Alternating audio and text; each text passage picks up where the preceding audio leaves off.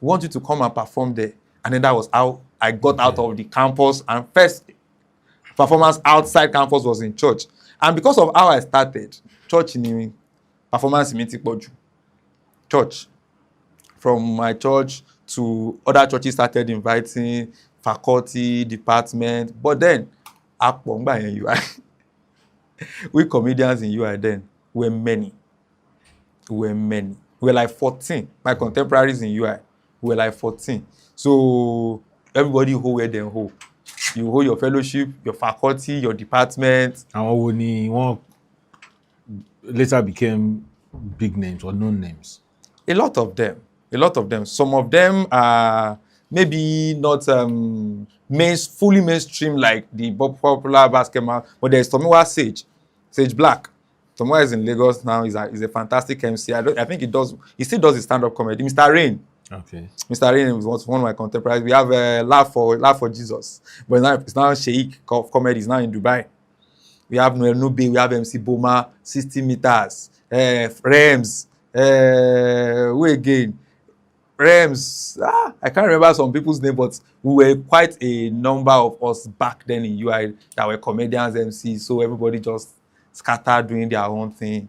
And that was how, but like I said, I was funny.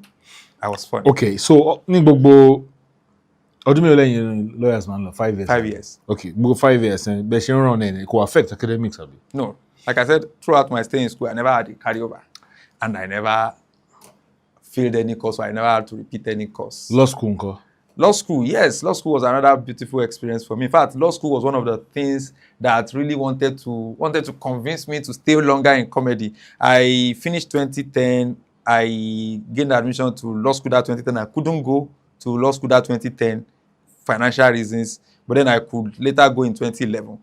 2011, Timo de law, I was posted to Abuja again. Because the previous year, I was posted to Abuja too, but like I said, I could not go that year. But 2011, I was lucky to still be posted to Abuja. And then if anybody that was in Abuja campus in Buhari in 2011/2012 will tell you that there was a MC, they didn't call me Afouda that time. I think it was Kayode or Afouda. I can't remember. Afouda, yes, I used Afouda on campus. It was at NYC camp that they call me MCK. But then it was Afouda. Pararara. If they don't know me, I know more. They will know Pararara at law school in Buhari because I really made my mark. In fact, I did shows at the Nigerian law school, and that was why many people thought I would fail. Many people believe I would fail. In fact, one of our student, Dean of Student Affairs, when I went for clearance, I said, you passed? I said, sir, are you expecting me to fail? I go pass now. I know what I did do. I had comedy shows. I had my monthly comedy shows at Elim Top. Elim Top was a new hotel that time. I was just opened in front of the law school. I had my monthly comedy show. I performed then I was attending Winners Chapel at Buhari. I performed in church. In fact, I recorded an album, my one and only comedy album. I recorded the comedy album while I was in law school. I featured MC Shakara, Cali Bird of blessed memory. I featured Laugh Up. I featured Thompson Lawyer. And Bumi Davis too had a drop on the album. It was 4 tracks of comedy, like interview, because that's what I was doing on radio, Stress Buster on Diamond FM. So I just replicated that on that album, and then I have 4 music tracks, combine everything together. And I did the album launching right there on campus during my 10 months in law school. I think I had 4 shows, and I launched 1 album. It was a whole lot. I engaged myself fully, both academically and extracurricular activities. So, Ibuni Afouda ti wọlé, ṣé Diamond FM? The name? Yes, Afouda. No, Afouda has always, like I said, I was deliberate. I deliberately chose Afouda because Afouda was my family name. Okay. I love history. I love stories. So I asked, we traveled to my hometown sometimes in 2001 or 2002, and I met my grandpa. And then his name is Pa Obed Afouda in Ijo. It was quite a popular man in my year's compound in Ijo.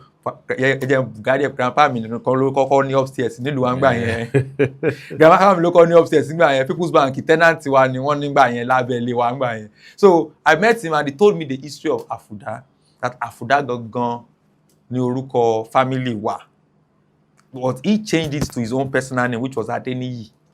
He changed his family name to his own name. So my dad is Adebayo Adeniyi. Okay. Is my grandpa's first name, Nanlu as surname. So I asked him. Instead of Adebayo Afouda. Yes. Or my aunt that up to date is still living in Benin Republic. Her maiden name till she got married was Afouda. So she Nigerian origin, Afouda. Nigerian origin, but not Nigerian origin. Nigerian but not Nigerian. How? Afouda is a derivative of Afonja. Afonja? Okay. But the history my grandpa told me was that Afonja was invited to serve in Benin Republic as a mercenary. The big Afonja family that we know in Ilorin. One of them, they were mercenaries in that family. One of them was invited to serve to come and fight for the community. Because the community, they had issues, communal clash with another community. So they brought him in as a mercenary. And he came in, he fought. So he came, eventually fought, and then they now begged him to stay and not go again. But in fact, they will make him a king. So he will become the king, and then after him, the king will keep rotating. So they make him one of the ruling families. So the other ruling families, they still take their turn. But then he himself also became one of the ruling, that family, Afonja's family became one of the ruling family. But because of language deficiency, they could not pronounce Afonja very well. Afonja now mispronounce. Afouda. Okay. So if you now ask them, what is the meaning of Afouda? They will say a warrior prince. Okay. He's a warrior, but they made him a prince. So it's like I said, it's a mutilated version of Afonja, but they now ascribed a meaning to it. So it became Afouda, and the meaning of Afouda now is a warrior prince. Mm-hmm. I met somebody a few years later, like 10 years ago, who was also Afouda. And somebody said, I know your cousin, said Afouda. But when I asked him the history he was told, he said the meaning of Afouda is stranger. Okay. So that really corroborated the story I was told that, okay, some people might seem that, okay, Afouda, stranger, but we preferred warrior prince. But the warrior prince was actually a stranger too. Was actually a stranger in that place, but he became a royal family. Up till date, my family is still one of the royal ruling families in Sabe, in Benin Republic. Okay. But like I said, the origin of his name is from Nigeria. Okay. But now Afouda itself we can say it is from Benin Republic. Okay, so you started radio with Diamond FM? No, I started radio with Splash FM. Really? Yeah. I started radio with Splash FM.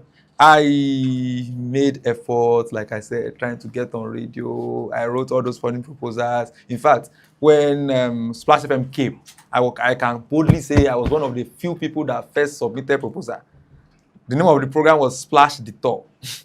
That was the name of the proposal I dropped at Splash FM. But then it was not. I met the GM, who was who up to date is still my radio daddy, Pekunloyede. And he said, this proposal is beautiful, but how are you going to finance it? I am a rowo.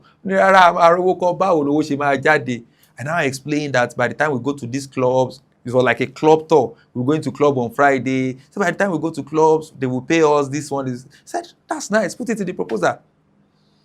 And that was how I was able to impress him. He said I should put in the proposal. I just stepped out of 25 of Shotokun Avenue. Iboni printing press. Because I've been going for weeks to see him, and I've not been able to see him. So that day, Timon, where he's on the seat. Let me quickly do it. I just typeset the whole thing. I quickly scribbled it on the paper. And then when I go back, I just told the receptionist, said, I want to see the GM. He's expecting me. So when I go back, I said, you are back. What happened? You forgot something? I said, no, sir. I've edited it. I've made the correction. And he was impressed. And that was how he released his phone number to me. And that phone number out to date. It's still in my Happy New Month. Happy Ileya.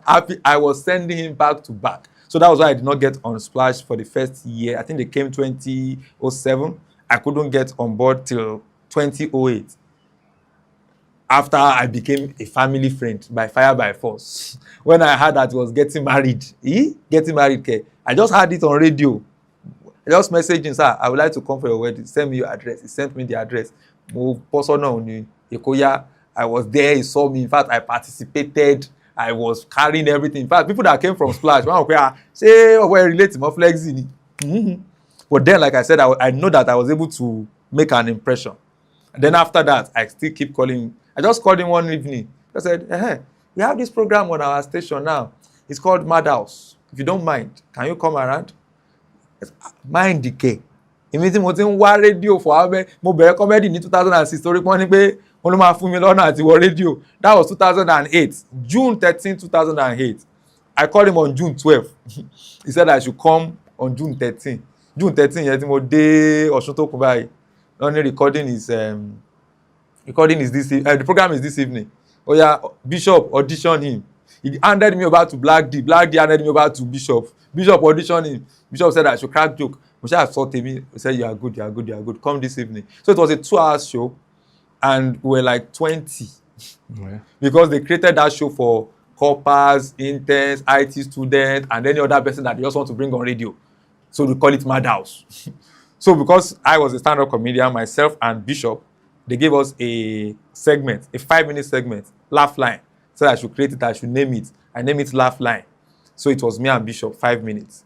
And then we now have other different segments with different other people. Zainab, Olaiwola, the popular marketer now, she was one of us, Yabansu, Akintola, different people. Femi Ojo of Splash presently, who is now one of the, I think, status correspondent of Splash. He was one of us back then. Dimejo Gedengbe, a lot of us, PS, we were just there. Track, there was one where the Ogas, because those ones were senior in the industry. And that was the only private station then? That was the only private station there. So they were able to put us through, and then we started from there. Then after a while, after like the first 2 weeks, after 2 weeks, Black D just said, because we normally have different segments, then the last 30 minutes we'll be calling. But we need people to, because we are many, everybody cannot, so they need people to man the calling segment. So Black D just said, the comedians, since it's a comedy show, you comedians should be the ones to man the calling segment. And that was how I got more talk time. After our segment, we'll still be the one to tell people, okay, calling, you're welcome, kiniko. And then that was it. So we did that for like 3 to 4 months at Splash. But that was one, we just got to the office one day, to the station one day, we wanted to go on here and said, no, management has put an end to Madhouse. So apparently they have some internal beef, internal issue with Black D, who was the Black D Donti. They were like the people that were handling so they had issues with some other people. They said, a lot of things like that. Yeah. But then Black D retained me. Black D said I should still be coming. So Moshiman lost sort of Black D on Smooth Home Drive with Black D that Joaquin Sonya. So he said I should form a segment. We'll create Laugh and Roll with Afouda on Smooth Home Drive with Black D. So, but Black D is a very wonderful personality. Black D will just say, all right, now the next segment now is Laugh and Roll with Afouda. So enjoy the man. Just on this thing. One láti fún báyìí, wọ́n ṣe lọ poolside yẹn ní premier. Àwọn afẹ́mi nìkan sínú kúbíkù. Màá wá rojọ́ ìtọ́ wa tán lẹ́nu. Àwa ìmọ̀ tó ti ń play orin. I don't even have this thing to play some, because that time the studio, you were inside one cubicle like this. Nobody, I don't know what to do. I'll just be rambling. Fúnra lára mi mo sá o. Gbà tí mo sọ̀rọ̀. Gbogbo jókì mi ti tán. I don't know what to say again. That was how I stopped going. But then it was now after that, shortly after that, they now started UI Radio and called for volunteers. And then I signified interest. We were a lot too. Our volunteers, in fact. But then at the end of the day, many people dropped because one can sit and observe one program. So at the end of the day, almost everybody in my set left. Mrs. Sandakon was studio and there was a standing rule: no stranger in the studio. Who is this? ó ti ń gbọ̀n lẹ́nu pé it was not Michael Oguntolu. Michael now said, he's one of our, said, is any one of them still around? He said, no, this guy has always been coming. He said, hey, follow me. That was how I followed. What can you do? Yeah, I can do this, I'm a stand-up comedian, I can do. I said, okay, drop a proposal.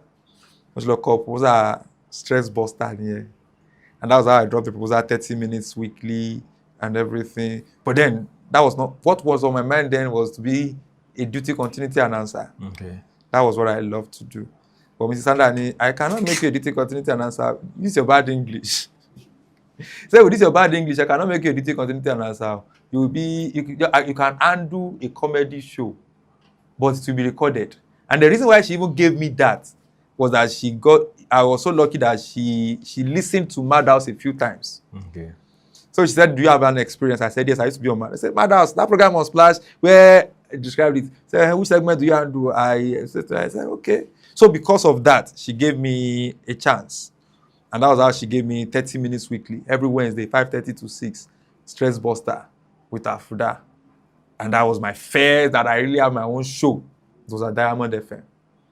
And that was when I can say my radio journey really started. But my first time on radio, like I said, was 13th of June, 2008. All right. So let's talk about Space FM. She after Diamond, after the Delati law school. Yeah. Buledesi. When I came back from law school, I came in for service. Okay. This was my service year because me served before law school. I went in for service and I was serving at a law firm around UI. One of my fellowship mates, Olumide, yes. So Olumide that sent me that, my radio station, compared to Badon, will you be interested? Meanwhile, before then, when I was serving, there was MITV. And I used to get invited as a comedian to feature on one of their morning programs on MITV by Mrs. Tolu Adepoju, who happens to be my HOD's wife in my church then. I'm not going to invite him, but this guy that performs in our church is a comedian. Come and watch shaking every Friday, Lori TV. So I used to go to MITV then to perform 5-minute segments, 10 minutes every Friday. So when he now gave me that opportunity to pay new radio station, I quickly dusted my proposal. I'm sorry, proposal. I want to do this. I sent the proposal through FedEx to Space FM. They called me immediately that they don't receive proposal through Korea, that I should submit in person. Okay. So the following day, I think the man returned the proposal to me. The following day, I took the proposal down myself. Luckily for me, I entered and I saw Auntie Tolu, the person that has been inviting me to MITV.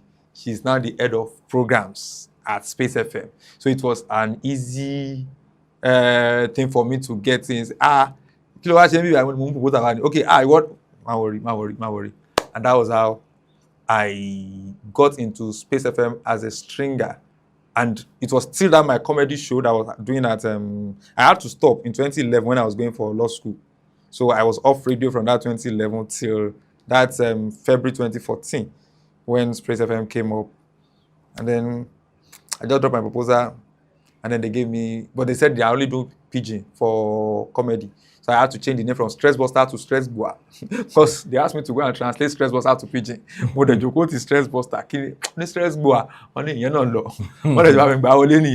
was how I started Stress Bua on Space FM March 2014. The station opened February, but my own first program went on air March 2014. That was how I started with Space FM, with that single program. But then, as time goes on, they had a program called Newspaper Review. That was the first program I was given. After a while, ó yẹ kó lè ṣe pidgin kìíní náà, ṣebí comedian yẹn, ó máa ń sọ pidgin náà, ó yẹ kó lè ṣe pidgin, kó lè ka pidgin news. Meanwhile, then, I used to have a blog, thepeoplesnetwork.blogspot.com, where I translate English news to pidgin. So when they just gave me script, say go and translate it, it was easy for me, just within a few minutes. When they translated sí pidgin, and then you can wọnú kúbíkù lọ, kí n lọ record it. I recorded it, BHOS. Baba Dada Ogunlele of blessed memory. Once you go by, don't worry, you are good. starting tomorrow morning.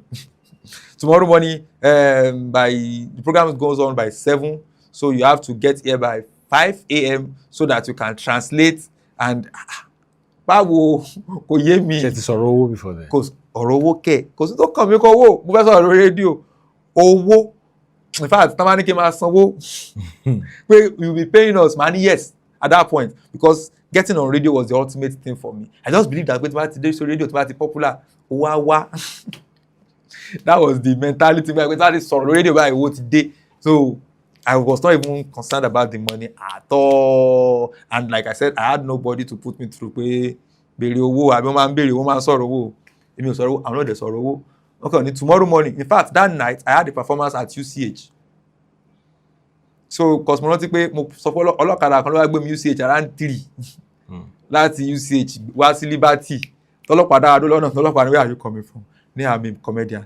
I am a lawyer. I'm going on radio. I want to say, ìwọ nìkan, báwo ló ṣe fẹ́ ṣe? Ọlọ́pàá ni, how are you doing it? Some people are not having one job. You have 3. No, pé wọ́n kò sówó mẹ́. I was trying to explain it. So, I got there 5 a.m. that night. And I was to read Pidgin. So, they gave me Mr. Lawrence Olisa was the head of news. He has prepared the news, handed it over to his assistant, Shoga, who handed it to me. And then I met the person that I was to read with. I was blown. Ọlásùnmádé Akànó. Ìgbà láyé mo máa ti ń gbọ́ program wọn lágbà tí mo ti wà ní Kwara mo ti máa ń gbọ́ program wọn bọ̀. So I was starstruck pé èmi àti wọn fẹ́ jọ ka because Space FM had the style Pidgin, English and Yoruba ní paper review wọn. So I was to handle the Pidgin. Aunty Tolu was our HOP was to handle the English but English we need the translation. Àwọn ń bọ̀ láti lè straight wá ká ni. But àwa Yorùbá àti Pidgin àti jí láti 4 or 5 láti máa translate. And then we translated it.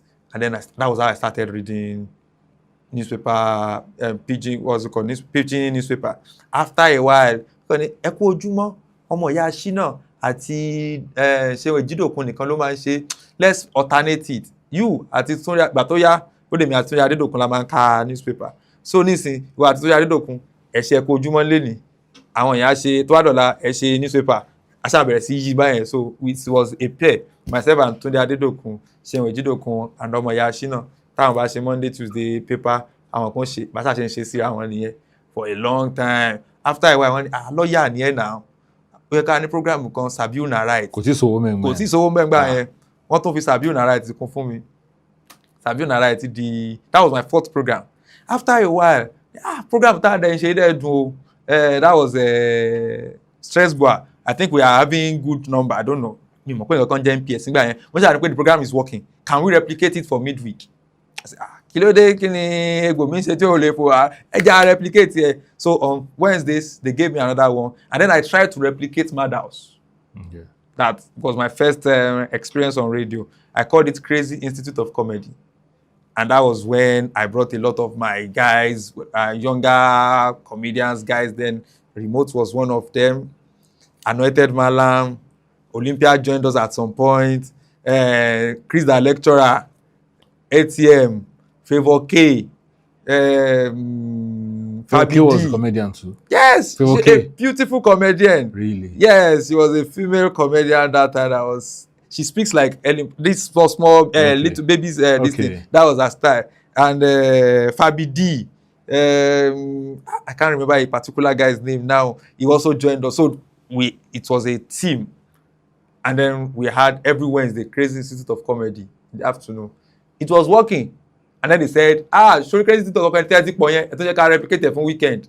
And then they will reintroduce shutdown 10 p.m. to 12 a.m. every Saturday. So before Kato Sun, Kato Laju, Kato Pajude, I had 6 programs. So Space FM was the place where I transitioned from being a comedian on air to a presenter, let me put it that way. Okay. So I never had a formal training. Gbogbo ìgbà tí mo sọ yìí, mi mọ̀ kankan jẹ́ NBC, mi mọ̀ kankan jẹ́ NBC code, mi mọ̀ kankan jẹ́, but I shall know that what I cannot say in church, where I've been performing, I cannot say it on radio. So that has always been my own guideline. So you cannot find me saying vulgar things on radio. Because I was a big fan of radio. I listened to radio for a long time. So I know the do's and don'ts. when I was waiting during that my admission period, OSBC àti Gold FM Iléṣà, a máa gbọ́ àwọn station yẹn o. Ìgbà tó bá jí mi báyìí pé 10 a.m. lọ́jọ́ Friday, ta ló ń ṣe program ní OSBC ni wọ́n ṣe ẹ̀yà Alhaji Abiodun Aṣelẹ́bẹ́. I will tell you the name of the program and the person that will be on air by that time. I listened to radio. So from there I picked the do's and the don'ts of radio. So, but like I said, I never had a formal training or anybody putting me through. So I just found myself doing it. 6 programs. One day, our chairman just came and said, I want a program where they read newspaper in pidgin. And I think it should be very funny. It should be just described.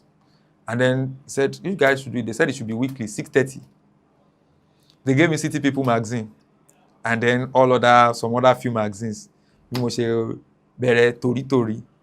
And funnily enough, it was the time that Obesere was in the news for a rape allegation. So story yẹn mo kà dáadáa ńjọ́ yẹn papa tọ̀ síbẹ̀ wọ́n ló ṣe kinní kan. I just tried to be funny. That was how my chairman called. But no. I enjoyed that program. In fact, that program should continue tomorrow. So a program that was meant to continue next week because the story was developing. He said I should continue that so I can continue the story the following day. But she continued. He enjoyed it again. He said, no, he enjoyed the program. Let's do it again the next day. The program we say the daily. When I say daily, I mean Monday, Tuesday, Wednesday, Thursday, Friday, Saturday, Sunday. No break. Wọ́n ti fowó sí náà. Gba yẹn wọ́n ti ń fún mi lówó. But like I said, I was a stringer. I never asked for money. So it was out of their own goodness of heart. Wọ́n bẹ̀rẹ̀ sí fún mi ní, I think it was 2,000 initially, but I was already 5,000. 5,000 model. I work for almost all the time tí mo wà ń bẹ̀. Gbà mí gbà tí mo ti pé program yẹn ti ń pọ̀. Because then I have saved when I was in camp, when I was 7, pé mo fẹ́ gbalé. Ilé tí mo ti ń gbé láti ìgbà tí mo ti wà ní 100 level, ibẹ̀ mo ṣì wà. Pé mo ti di lawyer now, ó yẹ kí n lè change ilé. Mo ṣáà ti plan. Gbogbo ilé mo fi wọ mọ́tò ni. Because I was staying at Agbowo. Space FM is at Liberty Road. Ó lẹ́gbọ̀n kan tó máa ń fọ̀ ọ̀kadà gbé mi wá ní ìdájí bẹ́ẹ̀ yẹn. I paid him 5,000 weekly. That is out just coming. 5,000 weekly. Àwọn dẹ̀ ń san èlò 2,000. 2,000 initially. So 5 mo máa padà sílé yẹn. Meanwhile, I have 6:30 program. Although it was recorded. Tori was recorded all through that time. So, but then I have to wait till evening. Sometimes my morning program by my studio, I have to sleep over. So I jẹun, I ṣe gbogbo ẹ̀. Mo ṣáà ṣe ná savings tán nìyẹn. But then ìgbà tó yá mo bẹ̀rẹ̀ sí complain pé owó ìkéré. I will meet my HOP. She said, write a letter. Ma ti kọ letter. Mo dẹ̀ máa state here. Iye tí mo fi wọ mọ́tò rẹ̀. I think I calculated, apart from the 5,000, I think I calculated 14,200 or something. Money is going to say put it in the letter. I will put it in the letter. But I go and now increase the 5,000. But like I said, I was enjoying myself and I was not bothered until it became burdensome. Because I was not looking, I could not go home. Because my parents then were like, Alaye o ti parí, wáṣẹ́ sí tó bá tiẹ̀ wáṣẹ́ sí lọ́fẹ̀ẹ́ mú kan àbí kó wáṣẹ́ sí Ministry of Justice àbí kó wáṣẹ́ síbì kan. So I could not go home. I always stay back in Ibadan. And then they didn't know what was happening. I mean, so when my parents heard that I was on radio, because my mom had some family members in Ibadan, I think they argued, we'll go on radio. My mom just believed that I was doing well. Until one day, when my mom just called me, say, Kayode, Munima, when mo fẹ́ bá ẹ sọ nǹkan ni pé sórí tọ́lọ̀ bá ti ń help èèyàn kì í gbàgbé ibi téèyàn ti ń bọ̀. Our church, my church in Kwara, is a very wonderful place. My own church, Calvary Baptist Church, is the kind of place where if you send anything home, they will announce it. Pé Kayode Adeni ọmọ Mr. and Mrs. Adeni ó fi 5,000 naira ránṣẹ́, gbogbo ìjọ ó pàtẹ́wọ́. Àṣé gbogbo nǹkan tó máa ń ka ti àwọn ọmọ ọlọ́mọ ó ń wu wọn sí mi náà. Pé kan tiẹ̀ kápọ̀ mọ́ àwọn náà àwọn wọn ṣáà ti di lọ́ọ̀yà. Káwọn náà fowó ránṣẹ́. So she now told me, and I said, Mọ́mí bí èlò mo lè fi ránṣẹ́? Wọ́n ní kò bá tiẹ̀ jẹ́ 10 or 20,000. Wọ́n ní mọ́mí ẹjọ́ bí èlò lẹ rò pé mò ń gba salary. Wọ́n ní at least kò ṣe bí kò máa gba 100. Mọ́mí salary mi. Wọ́n tẹ̀ fẹ́ máa sọ mo tẹ̀ ń gbàdúrà kan sọ di 10,000 ni. Àwọn sí almost cried. as in she felt like it was a total waste of energy, waste of resources, waste of investment. Pé kí làwọn fi life ara àwọn ṣe tí irú ọmọ wèrè wo ni Ọlọ́run á ti sin kí àwọn báyìí tó ń fi life ẹ̀ tàfàlà. But then èmi ò mọ̀ pé kò yé wọn ni I'm trying to invest in my future. Pé tí màá bá pick báyìí tí màá bá pick báyìí á ṣọ́ọ̀kì wọn. Until one day we went for Swan football kìíní kan l'Adamasingba ní Adamasingba. I just went to I met one of my former neighbors, Bọ̀dá Akin. Káyọ̀dé kí ló ṣe é? Ní kò sí tó ṣe mí, ṣó sick ni? Mi ò sick. Kí ló dé tó look báyìí? Kí ló dé tó look rough? Kí ló dé tó lean? As in that thing was like he opened a veil. Because the way I know he's someone that really likes me and he has my interest at heart. The way he described me that day, I felt sorry for myself. Because like I said, I've not been going on, nobody could assess me. Kí ló ṣe é? Ó ṣe lean báyìí, ó ṣe rough báyìí, ó ṣe kíní kan báyìí. Mo ní pé bó ṣe ń wọ ẹ̀ báyìí nísìn lọ́kọ̀ lẹ́tà sọ pé ò ṣe mọ́ lọ resign. Ẹ̀gbọ́n mi ò lè resign, mo ti kíní ewu mi gan ni, mo like kíní, ó ní no, go and resign. Mo ṣáà pé mi lè resign, ọmọ ọ̀dọ́ náà fọgbọ́n ṣe, mo ṣe kọ lẹ́tà sí station yẹn pé tọ̀. Going forward, program báyìí, mi ò ṣe mọ́. Ẹ fi mí sórí, ẹ jẹ́ máa ṣe weekly program mi àti torí yẹn was everywhere. Me too, I love that daily program. Òun nìkan mo fẹ́ máa ṣe. I think with the law program. Wọ́n kọ́ bínú pé you cannot be dictating for us, you cannot be shaking nìkan, you cannot be shaking nìkan. Wọ́n ṣáà padà gbà pé àṣìgbà yẹn náà ti ń wò pé dàbí pé ọwọ́ ẹ máa dọwọ́rú. Ọlọ́run dẹ̀ rí pé mi ì dọwọ́rú, mi ò ní option ni.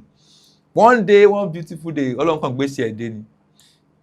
Honorable Sonde ò ní ẹ̀jẹ̀. Òun ló ń ṣe shield youth kìíní kan jọ yẹn tó pè wá fún photoshoot la lọ fún. I was on my way coming. Mo kàn recall Túndé Adédòkun. He said that somebody has been trying to get your number. Alhaji Oriyomi Hamzat. He has been trying to get your number. Oriyomi. Mo ti máa ń gbórúkọ yẹn bọ̀ mi mẹ́ni yẹn.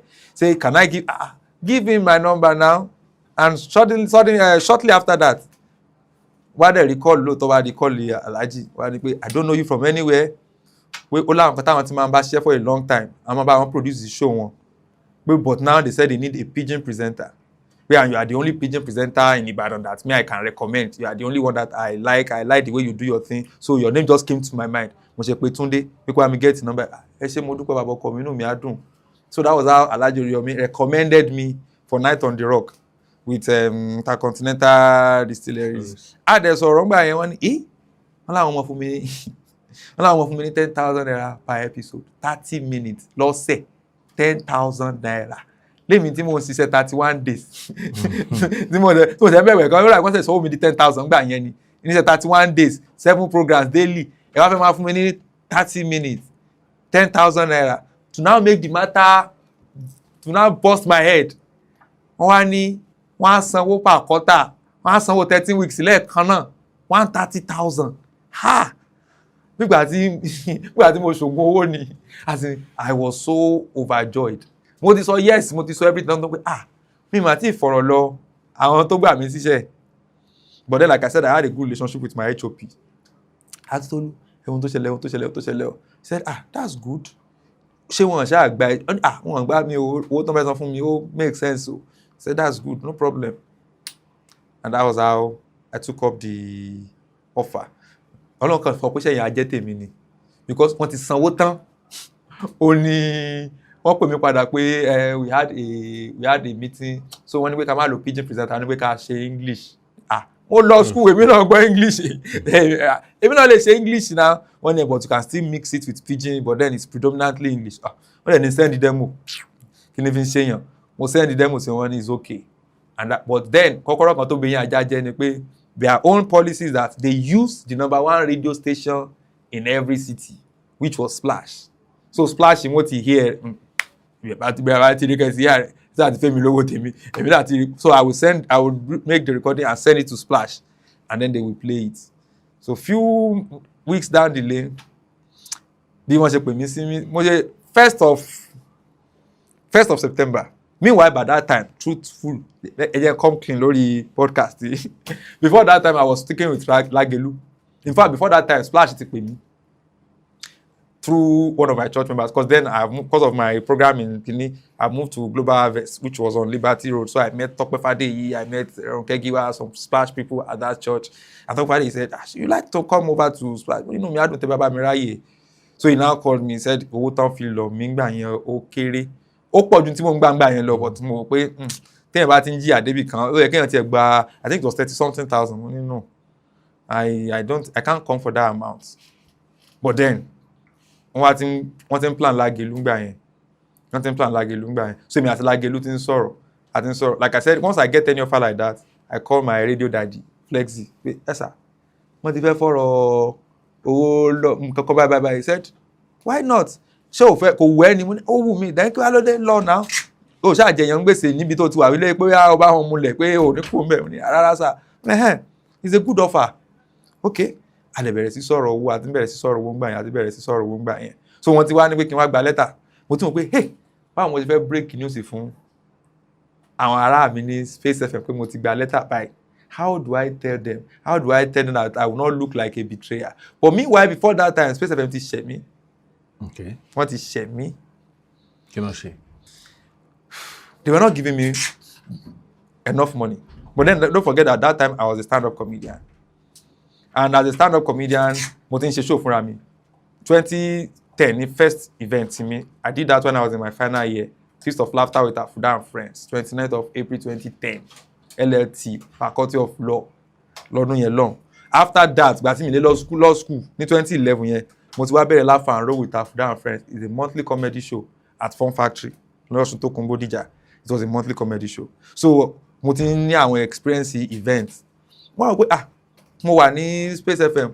Ara àdí tó yẹ kí rédíò wà interesting náà ni pé as a comedian you get what's it called, you get known and people get to invite you, you get money, you get invitations from radio, and then you can come up with concept and ideas. Mo dẹ̀ ti lọ bá Fun Factory, mo ní I'm having an idea, Ìbàdàn family games show. And I told them this is how we invite people will come, they will play games, they will do this, they will do that, and then we'll make money, we'll share money. They said they are interested. I went to Foodco. Mr. Kingsley was their HR then. I met Mr. Kingsley at HR. I said, Mr. Kingsley, see this idea that I have. If Foodco can give us gifts, so that I want to play games here, and they come buy 5 noodles, and they come buy chlorocore. So it will be different kind of small gifts. So people, it will be interesting. He said, why? But one thing I keep promising them is that there will be massive media publicity. That is because I have a radio base. So almost every other person want to agree. Mo ti drop proposal as space. I've dropped my proposal before kí n tẹ̀ tó bẹ̀rẹ̀ gbogbo movement wọ́n dá mi lóhùn. So mi tẹ̀ pé internal affairs nìyẹn ò le. I pursued every other thing, and every other person was online. But everything was hinged on massive media publicity. Mo wá padà dé station tí mo ti ń sìn gbà. Wọ́n ní ẹ̀sà. See my idea, see this. Wọ́n kọ́kọ́ ní pé àwọn proposal yẹn mọ́ kí n kọ́kọ́ lọ print mi wá. Wọ́n kọ́kọ́ ṣe nígbà kan pé rí proposal yẹn mọ́ báwo n ṣá lọ print mi wá. Auntie Bumi Atekoja of blessed memory too, our head of marketing, she now called me. She sat down with the head of station, Dada Ogundele. Wọ́n wá proposal mi. Wọ́n ní okay, you will do this, you will do that. At the end of the day, the station says they will collect 50% of anything I make from the event. Like, tí station bá gba 50%, tí venue gba 20%, tí mo sanwó DJ, tí mo sanwó artist, tí mo ṣe flyer, kí wá lè mi gangan fẹ́ mú délé. This is not fair. This is where I work. This is where I take in it. And then the HOS said something. Pé gbogbo nǹkan táwọn ṣe fún mi, platform làwọn fún mi.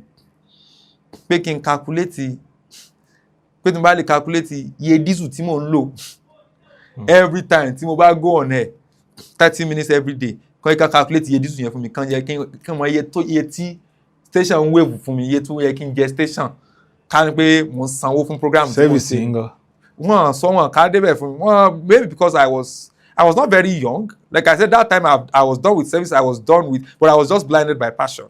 So I don't calculate it for me. But I know that something was wrong. Money, I can't do a program. Me say events. Can you move 50%? Like I said, it make sense. I'm not doing it again. and that was it. And that was how àwọn Mr. Kingsley Foodco wọ́n wá ń pè mí how far guy we no see you again mo wá ń sá fún àwọn helper mi because I don't know how to go and tell them pé rédíò tí mo ti fi boast pé mo ní rédíò mi ní rédíò mọ́. And that was how the program event. So my mind was made up that this organization is a selfish one. They don't want the best for me. I want to leave. So that was when now called me. In fact, mo ti pe Flexi gbà yẹn pé I want to live where I am. Flexi said I should come to Lagos. I went to meet him in Lagos. By then Naija FM náà dé. He sent me to Naija FM. Mo lọ ṣe audition Naija FM. Wọ́n mú mi. Wọ́n pè mí padà. That was when Lagelu and Naija FM, they called me almost at the same time. I was still expecting Naija FM's what's it called? Call. When Lagelu now called me. Adé sọ̀rọ̀. Èló ló ń gbà. Wọ́n ní èèyàn ní pera rẹ̀ ní èèyàn ní tara rẹ̀ ṣíìpì mi náà wò pé èló mo lè sọ pé mò ń gbà náà. Ẹ̀rù tó ń bà mí pé hey, tí n bá lọ sọ iye kan fún wọn báyìí ṣé wọ́n ní já mi because mo ní 60,000 ni mò ń gbà. Wọ́n ní owó yẹn pọ̀ o. Ní kò pọ̀ o. Mọ program tí mò ń ṣe ni. Mo já àfẹnu sí wọ́n ní owó yẹn pọ̀ kìíní kan at the end of the day já ní kò pọ̀. Èló wa ló fẹ́ gbà mí? Wọ́n lé mi bí tí mo wà. Èló ló fẹ́ gbà? Mo wá gba 120. Kọ́ńtì ẹ̀ lọ mọ̀ nǹkan tó ń ṣẹlẹ̀ mẹ́ẹ̀ lásán. Wọ́n wá fún mi 15,500 fún ọba fún mi 15,500 fún ọba ná mi. Mo ṣáà takú sí 120 at the end of the day. He said you can't pay you 120. Mo ní okay ẹ̀sán 100. Kí n tẹ̀ sọ pé mo gba 100,000. Kò jọ wọ́n láwọn lè ṣe 100. At the end of the day a padà agree sí 90. Yóò tán sọ pé àwọn máa san 90 fún mi. Mo fẹ́ yà wèrè from 10,000 to 90,000. Meanwhile, a month before, in all fairness to space, a month before September a month before that àwọn padà increase salary mi sí 15,000. So mo gba 15,000 yẹn lẹ́ẹ̀kan. Mo ń lóde kí n gbẹ lẹ́ẹ̀kejì. Ó kàn di September 1, 2015. Mo kàn send the program mo ṣe máa ń send ẹ̀ ni. Wọ́n kàn play ẹ̀ ni. Mo sáré pé engineer bẹ́ẹ̀ since start títí lu wọ́n play program mi. Wọ́n ní cause anywhere tí mo bá wà tí program mi bá fi fail àbí anything kọ́ọ̀lù afẹ́ pa mí cause àwọn èèyàn wọ́n ń gbọ́ torítorí gbà yẹn. People will be calling me where are you wọ́n ní pé engineer mo ṣe pé engineer you know what you have to come and see the HOP. Àwọn èèyàn gbọ́dọ̀ pé wàhálà ti wà. Mo ṣe pé HOP ní come to the station tomorrow we have a meeting with the HOS. Mo ti mọ̀ pé ó dàbí pé nǹkan kan ti ṣẹlẹ̀. Àárọ̀ ọjọ́ yẹn kí n tó wá sí kí n mo kọ́kọ́ pe Lágelú pé alpha ṣe lẹ́tà mi ti rẹ́dì wọn ló ti rẹ́dì mo ní mò ń bọ̀. So Lágelú mo kọ́kọ́ lọ straight mo kọ́kọ́ lọ gba lẹ́tà sọ́wọ́. Ó ń déwájú ó ń dẹjọ́. Mo kọ́kọ́ lọ gba lẹ́tà 90,000 mi sọ́wọ́. Mo wá yọjú sí space. Mo ṣe dé HOP wọ́n ní let's go to the office. Bàtí mo adé báyìí HOP, HOM, HOS. Wọ́n bá ní the chairman asked us to lay you off for disloyalty. It's our principle on this station that we don't share voices. We heard your voice on a program on another station. Ẹ gbà mí. Stringer lẹ pè mí. Owó stringer lẹ ń fún mi. Meanwhile, that time they were paying me 10K. There are some other people that were collecting 60, 50. Okay. But those ones were full staff. Okay. But don't ṣe staffing, don't ṣe recruitment, èmi ò mọ̀. Wọ́n ti ṣe gbogbo recruitment náà kémi tó submit proposal tèmi kémi tó wọlé. So they brought me in as a stringer. But then they had a policy, which is MC, they call it private practice or something. You are not allowed to do it. But then, kò sí tí mo fẹ́ fi kún, tí mo fẹ́ fi wá rédíò gangan lélẹ́yìí, tí mo ti ń ṣe tátijọ́ eléyìí nìyẹn, mi ò lè filẹ̀. So let me remain a stringer. Kẹ́yìn yẹn máa fún mi lówó indirectly. Kémi ni màá ṣe stringer àbí kí náà ń pè mí bíbá yìí freelance mi, kẹ́ máa fún mi ní iye tẹ́ bá fẹ́ fún mi. So anytime tí bá ti pitch or tí bá ti mú ọ̀rọ̀ yẹn wá pé you should pay me this thing, Ọ̀túnba ní that's our chairman. Ọ̀túnba ní the ball is in your court. You are the one that have refused to become a full staff. If you are Ọ̀túnba Deji Oshibogun. Only you are the one, the ball is in your court. You are the one that has refused to become a this thing. Because mo tún wò pé gbogbo àwọn òfin mi ò like àwọn kan ní ọmọ àjíṣe. Ṣé wọ́n fẹ́ máa tẹ̀lé ẹ kiri ni? But my conscience does not carry such a thing. Ìjọba bá mọ̀ officially wọ́n máa wá lò. Exactly. Màá dàgbà tí èèyàn á dàbí ọ̀dẹ̀. Mi ò lè ṣe. Má ti máa jí nǹkan ṣe mi ò lè jí ṣe. Talent Ọlọ́run fún mi. Tẹ́ pé òun ló gbé mi lórí, òun lẹ fi rí mi, tẹ́ fi pè mí. Ẹ wá ní pé kí n drop ẹ̀ mi ò lè ṣe náà kò possible. So that one is there pé èmi ni mi ò fẹ́ di full staff. Èmi ni ó wù kí n máa ṣe stringer. But ẹ mọ nǹkan tí mò ń ṣe, program tí mò ń ṣe, many full staff ò ṣe. as in terms of number, like 7 programs. So why are you still? But then that was it for me. So ìgbà tó ṣàpè mí sí meeting wọ́n ní, I told them I'm a stringer. Owó stringer lẹ́ ń san fún mi. And by dictionary definition of a stringer, freelance, I can work anywhere. He said no, that's against our policy. Pé ẹ̀yin expect pé èmi to show appreciation to the station for what the station has done for me. Ó yẹ kí n lè convince agency tó gbéṣẹ́ fún mi pé kán wá lo space. Ta lè mi tí mo convince agency tó yẹ pé wọ́n mọ̀ mí wọ́n kàn ọ̀pọ̀lọpọ̀ kan lo Alhaji Oriyomi láti recommend mi tí máa fi I'm not in a position to give them terms. Pé nǹkan tí mo ká ní pé superstar ni mi tó yẹ pé àwọn náà ń lé mi mo lè wọ́n pé if I want to work for you I'm not going on that station, but wọ́n á kàn fọwọ́ ẹ̀yìn ọwọ́ wọn á fi gbá mi dànù tí wọ́n á wá ẹlòmíì fún mi replace mi. Mi ò lágbára ẹ̀ charisma mi ò gbé nǹkan tẹ́ ní ṣe mi ò lè ṣe. Wọ́n ní pé so because I did not do that, the station has asked them to let me go. So apparently what they were expecting was àwọn gbogbo bá ṣe sọ bẹ́ẹ̀ wọ́n fẹ́ halẹ̀ ni but èmi ti gba agbára sí ọwọ́ 90k agbára ti wà lọ 90k ìjọ ẹ̀ mo sọ̀rọ̀ mo ní thank you, I really appreciate it. Mo dẹ̀ ní there is no way I will write my story in my life that Space FM will not feature prominently, because this is the way where I evolved from an ordinary comedian on air to a presenter that I can say I'm sure of myself as a presenter. But then there's no way you will talk about the history of this station anywhere that my name will not feature. And up till date, I stand on that word. Ask anybody that knows Space FM, nígbà tí Space FM ṣe dé, pé who were the first set of presenters tó kọ́kọ́ star ní Space FM. They will tell you that Tori with Afouda 6:30 p.m. every day is one of their programs then. But so there is no way you will tell the story of this station too that my name will not feature prominently. But what have I got in return? Selfishness, let's say for me. I got an opportunity, and then because of your own 50%, I said my mind, and I said thank you for the opportunity. Ojo atunrari, mo de dìde. So later àwọn padà ń gbọ́ pé wọ́n ní wọ́n fẹ́ halẹ̀ ni, but ó wá di èmi ò dẹ̀ wẹ̀yìn wò, because Ọlọ́run ràn mí lọ́wọ́ pẹ̀lú kíní ẹ̀. I'm a very decisive person. Once I made up my mind that I'm done with something, I'm done with it. Because I've never lacked options. I've always had options laid down. So tí n bá sọ pé ilẹ̀ ti ṣú ó ti dàárọ̀ báyìí ó ti dàárọ̀ nìyẹn kò tún ṣe káàárọ̀ ńbẹ̀ mọ́. But one thing I always ensure is that I value relationship a lot. I just don't want anybody to see me somewhere kí n wá rẹ́ni tá a jọ close ìdẹ́lẹ̀ ká má lè close mọ́. I don't like it for any reason. Ara nǹkan tó kó bá mi dì sí nìyẹn. Mo ṣe ń mọ̀ nísìnyí pé it's not a strength. You should be able to cut people off when they deserve to be cut off. Mi ò mọ̀ ngbà yẹn. So I was just trying to still, but then I felt that time was time for me to move, and then I left. But then èmi náà lọ announce pé wọ́n ti lé mi, because my appointment letter at Lagelu was to resume October 1st. So that September 1 to kí lórúkọ ẹ̀, people were saying wọ́n ti lé ibo lo abi. I could not even say wọ́n ti lé, because the style of Space FM taught me one valuable lesson that really is helping me till today. And what was that lesson? Ní Space FM gbà yẹn wọ́n create a Facebook page for each program, and then the head of social media and the presenter, they are the admin of the page.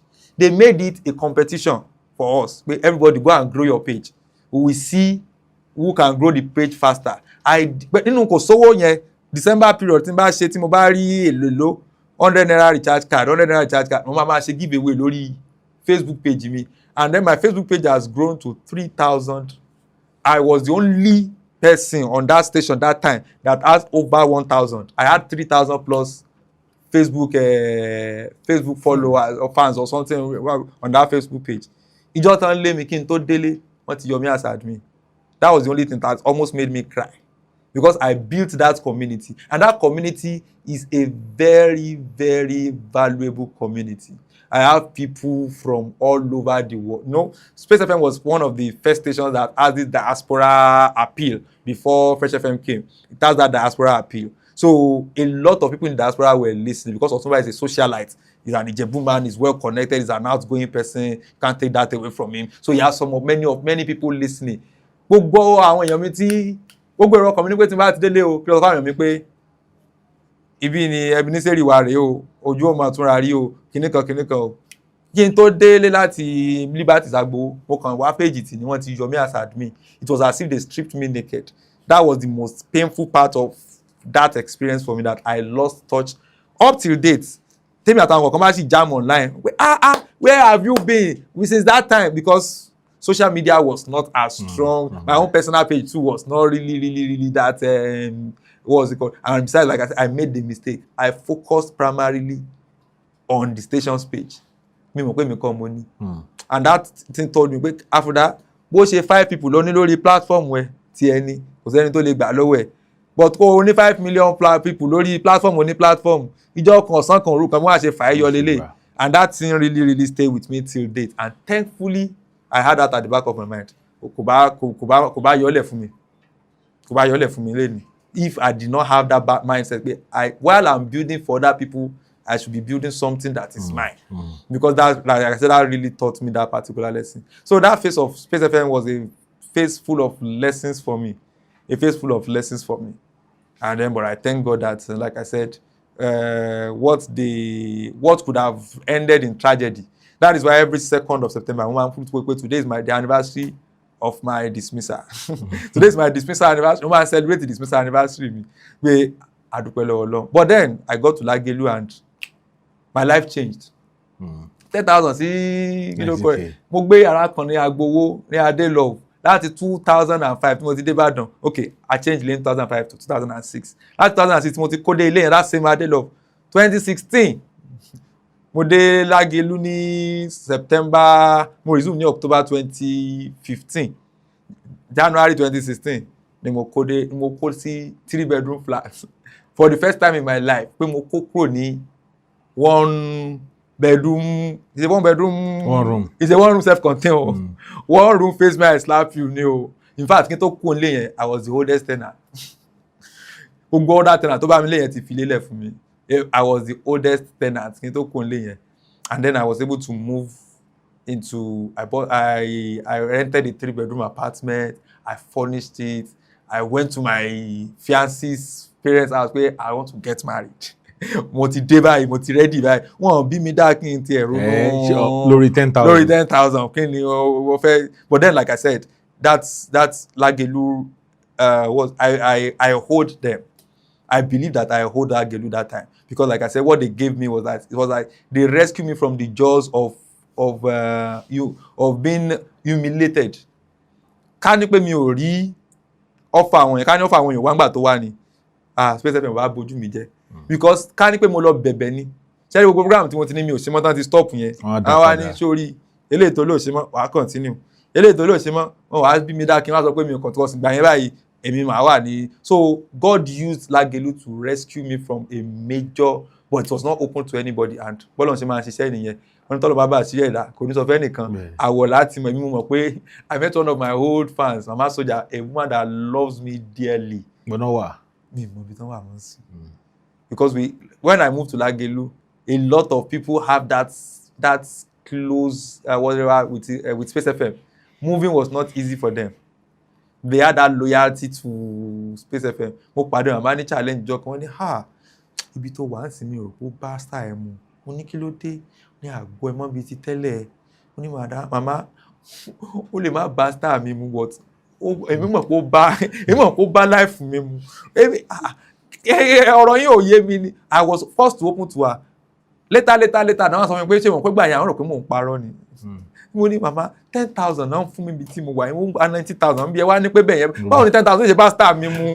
ẹ má ṣe I tried to make, I had to open up to her but she did not still see it.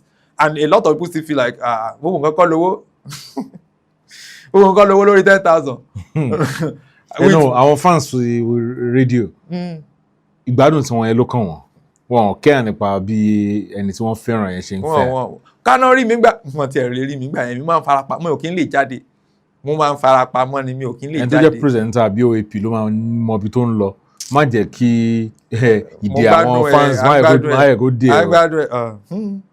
Because at the end of the day, and it's quite unfortunate that we've seen some of our colleagues fall down to that. When I say fall down to that is, they always believe that we have people behind us, and when major needs occur, and they don't have, and nǹkan tó Ọlọ́run mo dúpẹ́ lọ́wọ́ Ọlọ́run alààyè tó fún mi lórí ọ̀fẹ́ yẹn in my almost 18 years that I spent on radio, pé kí n wá slide into somebody's DM pé ẹ jọ̀ọ́ mo need nǹkan báyìí. Ọlọ́run, I've seen people gift me before. In fact, there's a particular woman that likes to remain anonymous, a very beautiful blessing to my family. There was a particular year I sat down, mo then calculate owó tí àǹtí yẹn send sí mi, ọmọ mi ṣe birthday, wọ́n send owó sọ́mọ mi, ìyàwó mi ṣe birthday, wọ́n send owó sí ìyàwó mi, èmi ṣe birthday, wọ́n send owó sí mi, mo ṣe event, wọ́n send owó sí mi, mo then calculate everything. It was well over $1,000. I'm talking of like 2-3 years ago.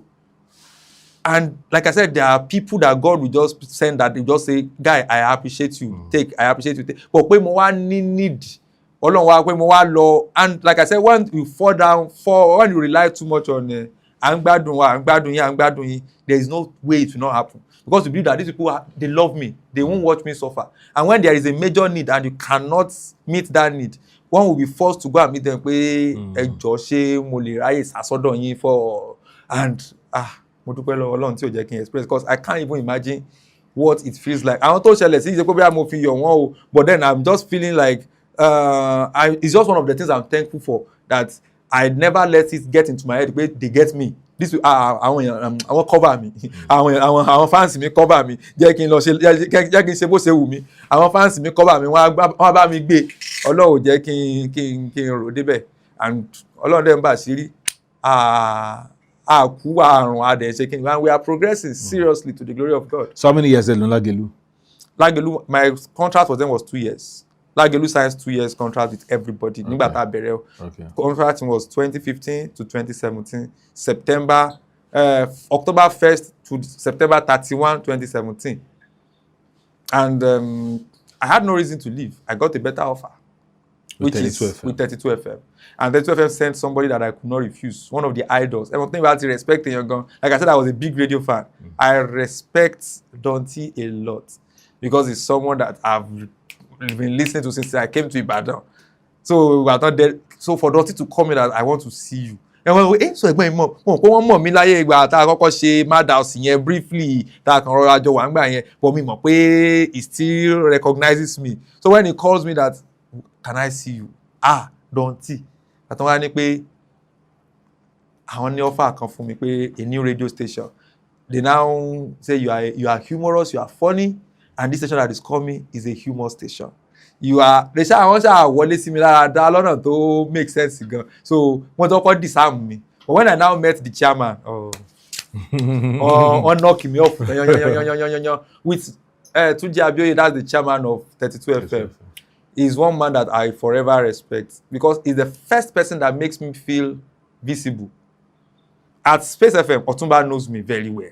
In fact, at some point, he tried to build a personal relationship with me, which I was glad and I was willing to work on. And to come and say,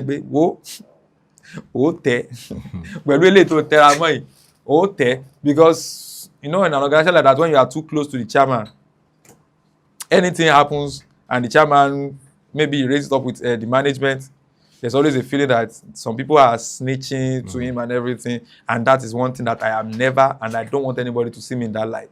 And Otumba is a kind of person that knows how to get information from you when he wants it. And he will use it, and people will know that. So I just have to deliberately stay away from Otumba. But even at that, Otumba sees me when we are in the office. Otumba sees me when we are talking about work. When I got to Lagelu, about Yerimiri, the chairman, I never had a one-on-one with him. Never. So he was never even aware. There's this security that is there when you feel like this person knows me. God forbid, God forbid, God forbid. Think about me. Somebody a chairman me. Every time I'm like, ọmọ yìí. But chairman, I had that one at Lagelu. Like I said, the pay was good. I was not even bothered. I didn't even know it was an issue until the day I met TJ. At the Sonde because at Donty, now said we should meet at Kokodome. And I met this man, and he was asking me personal questions. Are you married? I said, no. Do you have someone you are dating? I said, no, I have fiancé that we are planning our introduction. He said, what's her name? What does she do? where did she graduate from? TJ Kokini and Moshe Nijare. As in, he was asking me. So for the first time, I was like, Chairman, was asking about my fiancé. When is your date? Have you fixed date for introduction? Say what date? Say, unfortunately, I won't be in town. But when I told him that, what other things do you do? Why do you want to leave? Why did you leave Space FM? Why do you want to leave? Is there anything going? He talked to me like a person. No, he was not talking to me about the job. He said, is there anything you want me to know? And then that was when I told him that I have this program I run with Splash, Night on Drugs, not to eliminate Space Man, Ocean Run. I did that program for like 3-4 years. I said, I did a program. I am still running a program with Splash FM. It's a sponsor program. I said, why not? I said, I have a dream. I have a blog present. Then I used to have People's Network. I said, I have People's Network. And I'm hoping that one day it will grow into something big. I have that plan to have my own media outfit. He said, as long as it does not affect your primary duty, I'm totally, in fact, I will support you. I'm working with this man. I'm working with this man. And then I want to formulate salary, if you don't want to offer me. Ko bad na láti bẹ̀rẹ̀, it's not bad at all. So, but I did not tell Lagelu. But they now started planning. My contract was meant to end in September. They now created a group. They want to start planning for the next quarter. And I was they made me an integral part of that group to plan about program. I will not be around. Kó má bàa wá di wípé èèyàn ń dalẹ̀ àbí ó pé o ti raise their hope mi ẹ má fi mí sórí group o tí contract mi bá ti end ní September ending I'm not renewing no. He said, why won't you renew? What happened? I said, nothing happened. In fact, I called, before then, while I was talking with Don T, before I even met TJ, I called the CEO, Madam BC Ashimolo. I said, I want to see her. And then I met her. I said, I have an offer from another station. And I'm considering it. She said, no, you can't do that. He said, which station? Let me guess. He said, 32 FM. I said, how do you know? He said, because I know your brand. You are a funny person. So, and Alert is a humorous station. So, I believe your brand. I said, yes, you are right. 32 FM. They are talking to me. He said, what do they want to offer you? I mentioned it. He said, no, we can't do that. Or we can't match that. Or no. We can give you 30% increments. I said, 30% increment, mo calculate kò tó ń tán offer mi ò ní lè gbà o because mo ti fẹ́ marry mo need the owó. I told her all those ones. She said, you know what, I'm not sure we can do that. I said, okay, I will get back to you. I don't know, I get back to you. Mo ti meet TJ, mi kàn ti make comment mi pé mo kàn ti fún wọn pé ẹ má worry, mo ti wá. So when I now eventually told them that I won't be renewing, she now called me. He said, no, you said you will get back to me. Never sorry, get back. So they will pay me and everything. She said they will do this, they will do that, they promised to do this. But then one thing I have learned is that once you have signed up, wọ́n tó bá sọ pé òun lọ, má tún wẹ̀yìn o. Tó bá ti wẹ̀yìn, ó fẹ́ lọ tẹ́ni o. Tó bá sọ pé òun lọ, tán á fi gbọ́ ọ́ léjìká pé o dúró. Tó bá fi ṣe mistake dúró, opportunity yẹn ti lọ. Tán wọ̀ ọ̀kan tán rí pé wọ́n tó fẹ́ gbé ẹ ti lọ. Ó ló fẹ́ lọ lẹ́ẹ̀kan. Àwa dì pẹ̀lú ẹ̀. So èmi ti mọ̀ yẹn. But then I said, I'm so sure. And thank God she knows me that I'm a man of my word. Because after ìgbà tí mo ti sign contract pẹ̀lú wọn ní 1st of September ní 2015 yẹn, between that 2015 to 2017, to October tán ní kí n resume. Within that month, only Fresh pay me. Fresh FM 2 was just coming up. Dr. Bayo just called me that Oga wants to see me. And then I went to Fresh FM. I saw Dr. Ayefele. And he told me, he said, I don't even know you. I don't listen to radio like that. I don't know you. But my people are saying there's one guy that will make sense if we add him to the team. And then when I asked around, some people say that you are good. He said, I'm glad, sir. He said, would you like to work with us? I said, sir. I'm off air, but then the truth of the matter is that I've signed another contract with Lagelu. Said, Shebo ti resume. Resume. Say, you can still do but you give them 1 month in lieu of notice. So that's true. But then let me get back to you. I have one weakness. Mi ò lè wo àgbàlagbà lójú kí n sọ no. I made a post on Facebook years back. Thank God I'm not a woman. Àwọn àgbàlagbà bá ti bímọ rẹ́kẹrẹ́kẹ́. Àwọn àgbàlagbà tó jù mí lọ, wọ́n bá ti lò fún mi lọ rẹ́kẹrẹ́kẹ́ because I cannot look at an àgbàlagbà like this physically. Mo lè sọ no lórí fóònù, but pé ká jọ wojú ara báyìí kí wọ́n sọ no sàgbàlagbà. Mi mọ̀ ṣe. Mo ṣe ń kọ́ nísìnyí. So I told him, sir. Ta ló jù náà méjì? Ṣé wọ́n bí mi dání? Náà méjì. Tó jù báwo? Lọ́jọ́ orí. Ta lè mi lẹ́gbẹ̀ẹ́ yín. Ní ọmọ kan béèrè ni. No, ọmọ kékeré ni mí o. Ọmọ kékeré ni mí o. Okay. I don't my age is a public domain. No, èmi kàn wò ní pé tó bá jẹ́ fẹ́ ṣiṣẹ́ papọ̀. So Afouda, iye báyìí ni màá san. Mo ti ń kọ́ ní ìsìn ẹ̀wọ̀n lọ fún ti ń kọ́. Wọ́n sẹ́ hàn mí léwọ̀n mo ti ń kọ́ o. Because but like I said then I just told him that sir, I will get back. And he said okay, ro kò jẹ́ kí n mọ̀. And I met Dr. Bayo, I said a ti sọ̀rọ̀ pé màá get back. Mo délé, mo rò ó. Because like I said, Lágẹ̀lú ò understand the táwọn ṣe fún mi. But èmi mọ̀ pé mo owe wọn because wọ́n rescue me from a lot of, as in they rescued me from major career humiliation. They don't know it, but I know that I owe them. So I could not just say because of èlò náà bẹ́ẹ̀ fi kún owó tí Lágẹ̀lú offer mi was 10,000. 100,000. I can do 100. I can do 100. But then, like I said, which was one thing that I knew truly is that they have the diaspora appeal. There are other whatever called other possibility of revenue generating avenue. He shall get the way he explained it to me.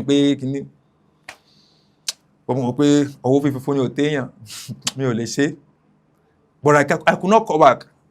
I now sent a message to Dr. Bayo because I did not get his number. I did not get my number. Dr. Bayo did not pay me. When I sent a message to Dr. Bayo, ẹ̀gbọ́n, mo ti ro kíní. Mi ò rò pé mo fẹ́ ṣe. I don't want to do it. Let me stay with. I've given them my word. I've signed for them already. A man's kíní kan bond is his or a word. Àbí wọ́n ti máa ń pòwe. Mi mọ̀ pé ó bí wọn nú gan. Later, I'm kalama pé wọ́n bínú pé text message yẹn bí wọn nú. But like I said, so when Madam BC was telling me, because then I opened up to her, I told them she knew. I don't know how she got to know. But Fresh FM pay me. He said, yes, they called me, but I already told them that I am with you guys. I am a man of my word. And she applauded me for that. So I already gave them my word. He said, but it could matter, you know me. When I give people my word, I don't go back on it. Because I gave you my word initially. When the other people called me, I thought, but I gave you the chance. One word to me, will you match their offer? You said you can't. And that was how we parted ways peacefully. Because there was something called end of contract allowance, which was that it was about 2 years old. I think cumulative your salary 5% or something of it and everything. Mopari, and I wrote my letter. My this thing immediately when they sanwó me. So I had nothing. Like I said, Lágẹ̀lú came. I finished my contract with them. I ended well. They paid me my money, and everybody parted ways peacefully. And I moved to 32 FM, and then 32 FM was where God really showed up for me. Because most of the things that I've always had in mind, I started Primus. I started, like I said, the People's Network evolved into Media Basics Academy, evolved into Primus, and then Primus started growing, and then my personal brand started growing too. And then people may not know because I won't deceive you. The peak of my career in terms of popularity was at Space FM. Because we radio station gba yan ojú bóyá 5 àbí 6 lọ. So tó bá ti di 6:30 yẹn wọ́n ń jatari ẹ̀ 6:30 mo pé mi mo máa ń sọ pé ó kò ní kí ló kọ 6:30 níbàdàn èmi mo 6:30 to 7 I know I'm the owner of 6:30 but nígbà tí wọ́n fi máa di time yẹn session ti pọ̀ so I know that I was never able to hit that peak of popularity again but in terms of building my personal brand and my personal ó kàn máa ń ká mi lára ní pé ká ní sìngbà yẹn tí mo popular ìsìn tí mo mọ̀ ń sìn ni mo mọ̀ nígbà yẹn tí mo popular ṣeré ìgbà yẹn tí wọ́n ti parí program lọ ń sùn lé ní lọ́bì kankan mi marketing kankan mi mọ́ kò sí anybody tó market kò sí anybody tó fi kankan lọ mí èmi náà ká ní sin ni mo popular bẹ́ẹ̀ yẹn ni tí mo dẹ̀ tí mo nǹkan tí mo a máa ṣe endorsement dànù but ìgbà yẹn nobody to put me through didn't have anybody around me. The station was not looking in that direction, not looking in the direction of helping anybody. All the concerns them is why I want to say the best Odowo. And it was just a beautiful experience altogether. But like I said, 32 FM was where I really became conscious of who I am, of the opportunities at my tips, at my fingertips as a presenter, of what I can do, and then it opened my eyes to a lot of things. So then opening my eyes came with its own, I won't call it negative, came with its own effect, consequences. I just realized that, guy, you don't want to do this for the rest of your life. Yeah, but you used to become the brand curator. Yes. And you resigned. I resigned. And you were still there. You resigned as a brand curator, or you dropped the position as a brand curator, you went back to the pool before you eventually resigned. So, Yeah. Kilo Shele. No, what really happened was that, like I said, from the onset, even before I joined 32 FM, I knew that my priority, like I said, was my brand that I want to build. Like I said, my experience at Space FM taught me that don't joke with your personal brand, build your personal brand. And I knew it. And thankfully, I opened up to the management and they supported me from day one. In fact, before I resumed at 32 FM, I had my first book launch. That was when I clocked 30. I bow out. That was when I resigned from stand-up comedy. I bow out. TJ was not present. He sent the GM. He launched the book. And just for me to know that this man is fully in support of my career and anything that I want to do. And all through, he supported me fully. But then, I know that, yes, I have all it takes to be the brand curator. But I know that I have this particular baby that I'm tending to, which is my own personal thing. That's Primus. That's Primus. I know it's in a delicate stage. The opportunity rose initially. I declined. The first time, I declined. And then when it rose the second time, in fact, I already declined. It was the outgoing brand curator, Mr. Tayo, that called me and talked me into it. After he talked me into it, I said, okay. I collected it with a clause. He said, my business is there. And I don't want anything about thing by me. Kí n fẹ́ tẹ́mbẹ̀, ẹ ti ń fún mi ní yìí mi. Mi ní fẹ́ kó wá di pé òṣì ló ń ṣe níbi báyìí tó wá di pé ó yá máa lọ léyìn àbí pé ẹ wá máa ní kí n lọ. Tí mo bá try láti combine ẹ̀, màá try kó má dàgbà tó yẹ pé bọ̀bọ́ tá à ń bá sọ̀rọ̀ yìí láì pé wàhálà ẹ̀ tí ẹ fẹ́ máa pọ̀ jù. I'm willing to help this organization with whatever I have too. But then let me try and match it with my own. Tí mo bá ṣe for some time, tí mo bá rí pé kò lọ, I will drop it too. It was an agreement from the onset. With Tayo Ogunade? No. With the management, with the GM and the chairman and president, TJ. I told them, I will try it for some time. Tó bá lọ, I will do it gladly. But tí ò bá lọ, I drop well. And we agreed. And I tried it for like 4 months. But then, I'm a kind of person that I'll be overwhelmed and I won't be able to do anything. And I'm not the kind of person that sits in a place. And the process of brand creator, which doubles as the program manager, you have to be on ground, monitor program and do this. So I was doing that. I would just get to the office, I would just sit down and my guy from Primus will say, we need this. Because Primus is a baby. And I wear a lot of hats at Primus. I'm the graphic designer, I'm the chief marketer, I am the chief strategist, I am the this, I am the that. At some point, I was the editor, I was the many things that I was doing together at Primus. So my guy who was assisting me, Israel Babalola, Israel was telling me, say, hey, guy, we need this. Then I'm seeing mail from TJ. You need to attend to this. You want to say yellow, not in traffic, and what time? I need the 5 minutes for program.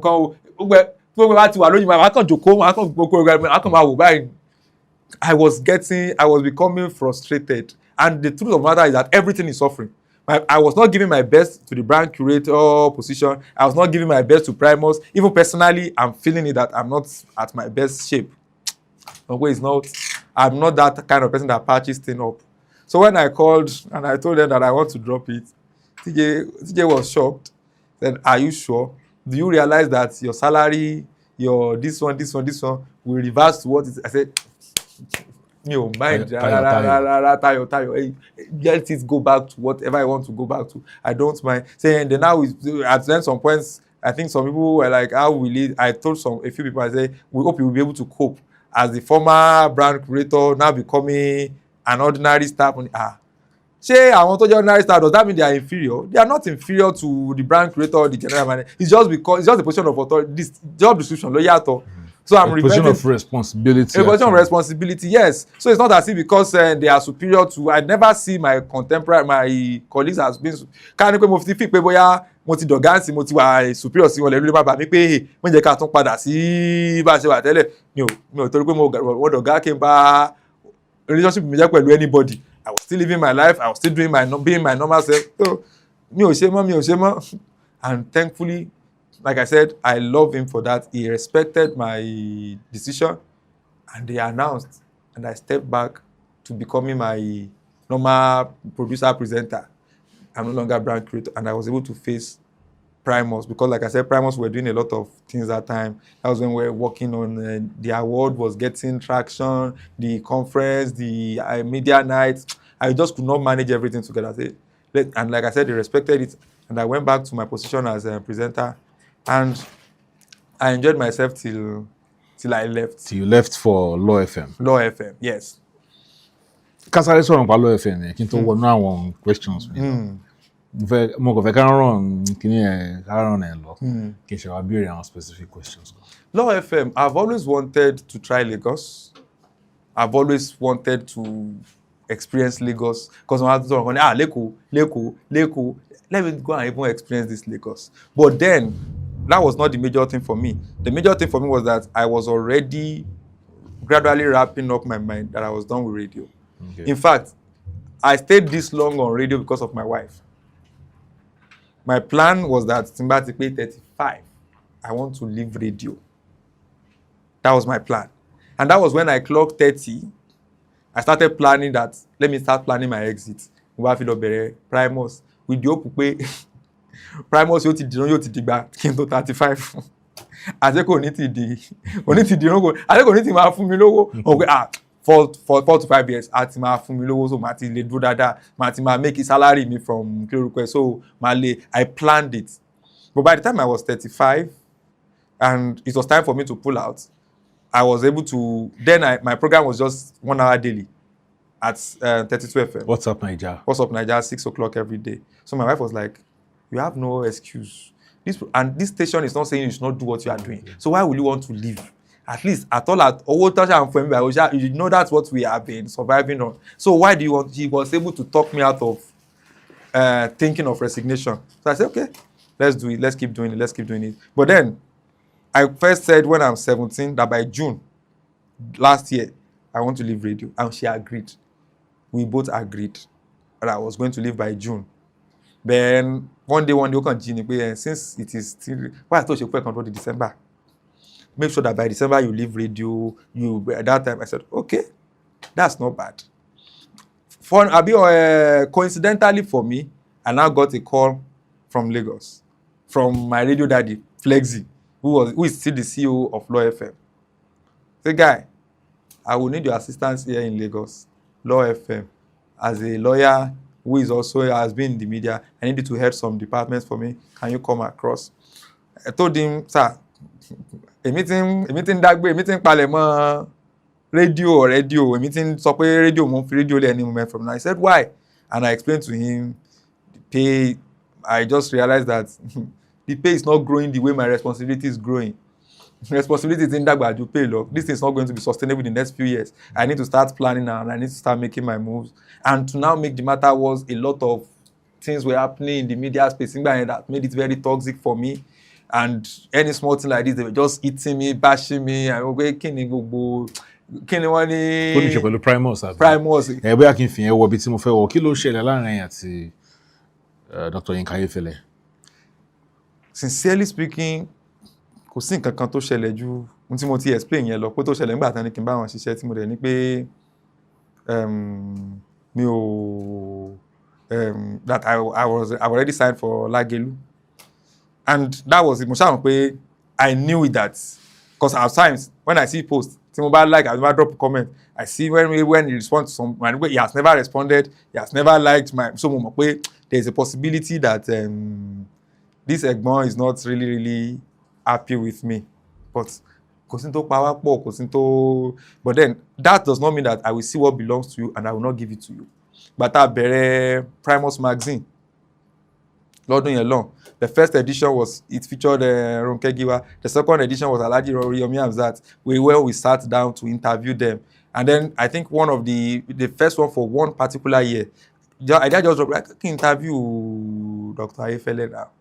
And then I talked to my guy in his team, Kenny Ogumiloro. Like, Kenny, Abego, I go like interview. He said, write a letter, we'll do it this way, we'll do it this way. And was able to schedule the appointment for me. And then, unfortunately for me, it was not a visual interview, audio. And it was in that, be 8 o'clock, I was in his office, we're alone. Kenny took me to his office and I sat down with him and I interviewed him beautifully and he responded to me. Oh, and the magazine is still on our, okay, we lost our website, but the magazine is still there. That he sat down with me, told me his stories, told me some beautiful things about himself, and we published the magazine. So there was nothing, I think it was it before that or after that? I think it was after that. No, before that. I went to Fresh FM one day, and then I was with Kenny. Just called Kenny from outside. I think just came down from his office. He said, Kenny, come. Kenny, wah. And Kenny said, Ogani, yo, we have a Oga. And I got there and I prostrated, Gebi, normal. Erasa. Afouda, can you come? Afouda insult me. Ní àpé mi ò tó bẹ́ẹ̀ wọ́n ní ìwọ ọlọ́run text message ọlọ́run send message burúkú kan sí mi pé gbé rárá pé kò rí. I was just trying to explain wọ́n ní àti gbà yẹn tí bá ti rí ẹ̀rí mọ̀ tí wọ́n ti ń sọ̀rọ̀ ẹ̀ báyìí máa ń burúkú ẹ̀ jẹ́ ni. Wọ́n sọ bẹ́ẹ̀ fún mi. Kenny was there. Tí bá ti gbọ́ ẹni wọ̀ tí wọ́n ti sọ̀rọ̀ ẹ̀ báyìí mo máa ń burúkú ẹ̀ jẹ́ ni pé àfùdá ẹ̀wò pé kí ni kan mo ní inú ló ń bí yẹn má bínú pé kò dẹ̀ wá rí bẹ́ẹ̀ o mo dẹ̀ bẹ̀bẹ̀ pé kán má bínú pé gbà yẹn mi ò mọ̀ ìfẹ́ sọ ni wọ́n ní àwọn tó wá torí ẹ̀ tó fi dá mi lóhùn sí àwọn wádà lẹ́nu iṣẹ́ wá star tó wá ṣe ká ló ti wà mí ìbáni ọmọ nǹkan tó bá ti ṣe mí lẹ́ni ẹ má bínú sá and then he said ó ti tán náà nìyẹn and that was it. I think that happened before the interview. We sat down for the interview, everything was fine, very very fine. In fact, after that, I think it was when we were starting Lagos. I think when they were starting Fresh FM Lagos, that they reached out to me for Fresh FM Lagos. I gave them, that time I was, like I said, I've always wanted to try Lagos. I was enticed to go to Lagos. I gave them my terms, that these are the things that I would love to have if I want to move, if this is happening. And they said they would get back to me. It was, of course, it's always Kenny. Kenny's the, and I said, okay, I want this. I said, you get back. And they did not get back. And are you okay? Everybody move on. And there was nothing, no reaction from either camp or either party on that. Everybody moved on. We had a particular Primus Media Awards, one particular year. And me man feel pulsing because I know that things are clear. So I just sent to this same my guy, Kenny. Say, Kenny Alpha, our award is coming. The way the award is structured, we always write to CEOs of radio stations to sponsor categories. Thank God, we sponsor category imagine last year. we are right to media CEOs to sponsor categories. Do you think it will make sense? Do you think Oga will be willing or open to do that? He said, why not? Bring your letter. Write a letter to him, which we did. We wrote the letter, submit the letter, and then we did not hear anything about the letter from him. And then, sincerely speaking, it did not mean anything to me. Because like I said, if you are into events, you will know that if you send out 100 proposals, maybe 20 or 30 will come back with, but I mean 10 will be the one that will come back fruitful. And I mean, proposal could support me. It does not work that way. But I just noticed that something is off somewhere. Because what we're asking for to support a category is not what Dr. Ayefele will say is hard, is difficult, or times are hard, or something. It is a deliberate attempt. It's a deliberate withholding. And they won't deliberately withhold such if not that probably something was in his mind, but I mean, ṣáà rí inú mọ́ de olùmọ̀ràn kan n tẹ́ ẹ bá sọ síta fún mi ni mo mọ̀, and since tí wọ́n ti sọ̀rọ̀ kò sí ní lórúkọ ẹ̀, but I've noticed that tabati post people will say you are hating on Fresh FM. Okay, how? When other radio stations are telling me that àwọn Fresh FM nìkan lẹ kúkú máa ń post, àwọn Fresh FM, Splash FM, àwọn big stations nìkan lẹ kúkú ń post, post àwọn kékeré. Tí bá dé Splash, àwọn yẹn gan ti fẹ̀sùn kàn mí several times. Thank God for this my guy. He was one that was able to confront me one time. Ó yàtọ̀ pé guy ẹgbọ́n kí iná ló ṣẹlẹ̀ wọ́n lẹ́pẹ́ ìṣe báyìí fún mi ní how, for what purpose? Splash FM ò ṣe mí, they gave me opportunity, they gave me platform, I work with them, we parted ways, so why will I want to do anything to tarnish the image of Splash FM? It doesn't work that way. I don't have anything against Splash FM. I explained to him. Ọlọ́mọ pé mi ní kankan. There was a time around there, I think I had another thing around the award concerning Splash pé wọ́n ní award pé mo sọ̀rọ̀ sí wọn, and it was a general talk. At the award, I always give feedback because ojú mi rí tó pẹ̀lú award yẹn pẹ̀lú ká máa bẹ àwọn èèyàn kan tó nominate káwọn kan máa ní káwọn máa pé they don't want to, maybe because we are both in Ibadan, they see it as one local award, and when we now ask for call for what's it called? Called for nominations. It's an open award, but we won't nominate you. In fact, the very first edition, we asked stations to nominate. The person that I gave the form to that time at Splash FM was Ronke Giwa, and she nominated on behalf of the station. But after a while, Ronke Giwa said we should give it to the, I don't know whatever happened. I think she said we should give it to the station, that the station should whatever. But then, the station refused to nominate. After Bayani, everybody ma nominate ara wọn. Nominate yourself if you are interested. Because it's like, after they nominate them, some people just be like, they want to nominate me. Be like, station force here. Okay, no. Station is not nominating anybody. If you are interested, even Grammy, as it is there, it's not forced on anybody. If you as a musician feel you deserve it, or you think you are interested in it, you will submit your nominations for it. And that is the system we adopt. However, one of the things we do at Primus is that we have executive members, and let me say management members of radio stations. They are the jury. Àwọn ló ń decide ẹni tó win. Àwọn ló ń score votes àwọn nominees. I just realized that we sent people to gbogbo àwọn Splash FM staff tá a fi sí jury one way or the other. Ìsídà kan excuse ara wọn, ìsídà kan láwọn ò ṣe.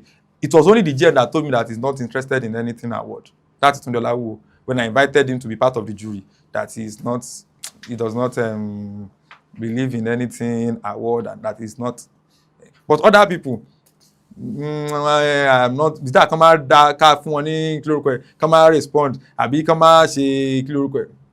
I noticed the body language. I noticed that they are not interested, and I did not bother. So when I was doing my speech at the award, and I was saying that some people are feeling that we are local, that they don't want to, it's like we are appealing to them to be a part. They believe that their participation gives us credibility, and that does not just go to Splash. It goes to every other radio stations, every other person, even personal individual OAPs too. It's not, like I said, it's an open platform. It's not adding anything to me. It's not removing anything from me. But it's just a feedback that I gave. But it was later I now heard that Splash FM people felt that speech was directed at them. And that is very, very unfair. If there's anything I have in mind for Splash FM, it's nothing but love. Let me say this on this podcast. When we had the first edition of the award, kò sí category for Best Yoruba Sportscaster. I personally said, ẹni tó mú mi create a category yẹn was olórí sports. I'm not a sports fan. Mi ò gbọ́ sports. Mi ò dẹ̀ gbọ́ radio. Àfi tí wọ́n wà ní wọ́n tó lẹ́kọ̀ọ̀kan. So I just stumbled on her program that day. Who is this person? Say, it was my Israel. Hey, you don't know Lori Sports. She was at Pensioners FM. I think she was still at Pensioners FM. Pensioners FM. I said, this guy is good though. We should have a category for female.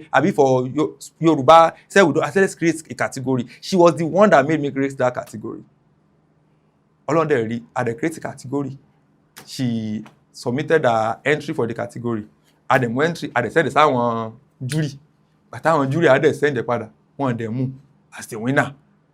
Èmi gan fọ́ pé big guy is good tó. In fact, I now had a chance to talk to later to one of these things. I said, no, popularity does not equate this thing. That yes, Lamba and Kinekan does not. I was trying to say, me, I don't want to go into the details because I don't want to know. Consciously, I don't want to know the nitty-gritty of how they come about this thing. One time, sports presentation category, our 3 legendary senior sports presenters put them to decide.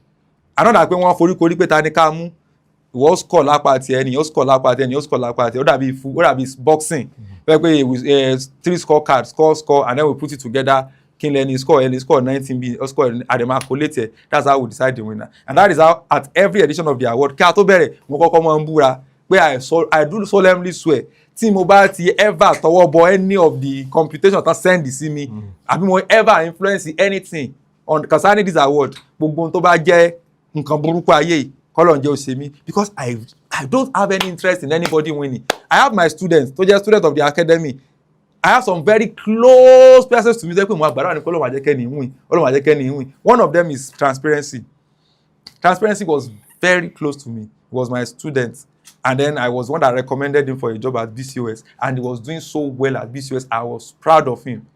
And when they nominated him for best political presenter, I was praying that he wins. But the result, they could win. Because especially because I knew that he was relocating. And that was his last chance. That was the last year. So if I had anything to have done, to be able to do to influence it, he did not win it. Tobi Ayinde is there. He's now with TVC. Tobi is now a guy. He started his sports career. He came to Primus as a physics teacher. He started his sports career as Primus. He started with our Primus Radio, Sports Kilo, Sports Arena, COVID, 5 minutes on this thing. So I was part of his career. Tobi has always been nominated and he has always been coming second. Oman Kamila, God, why? Tibo boy, you win. Those are my personal people, you win. And I've never been bothered to say I will never influence it.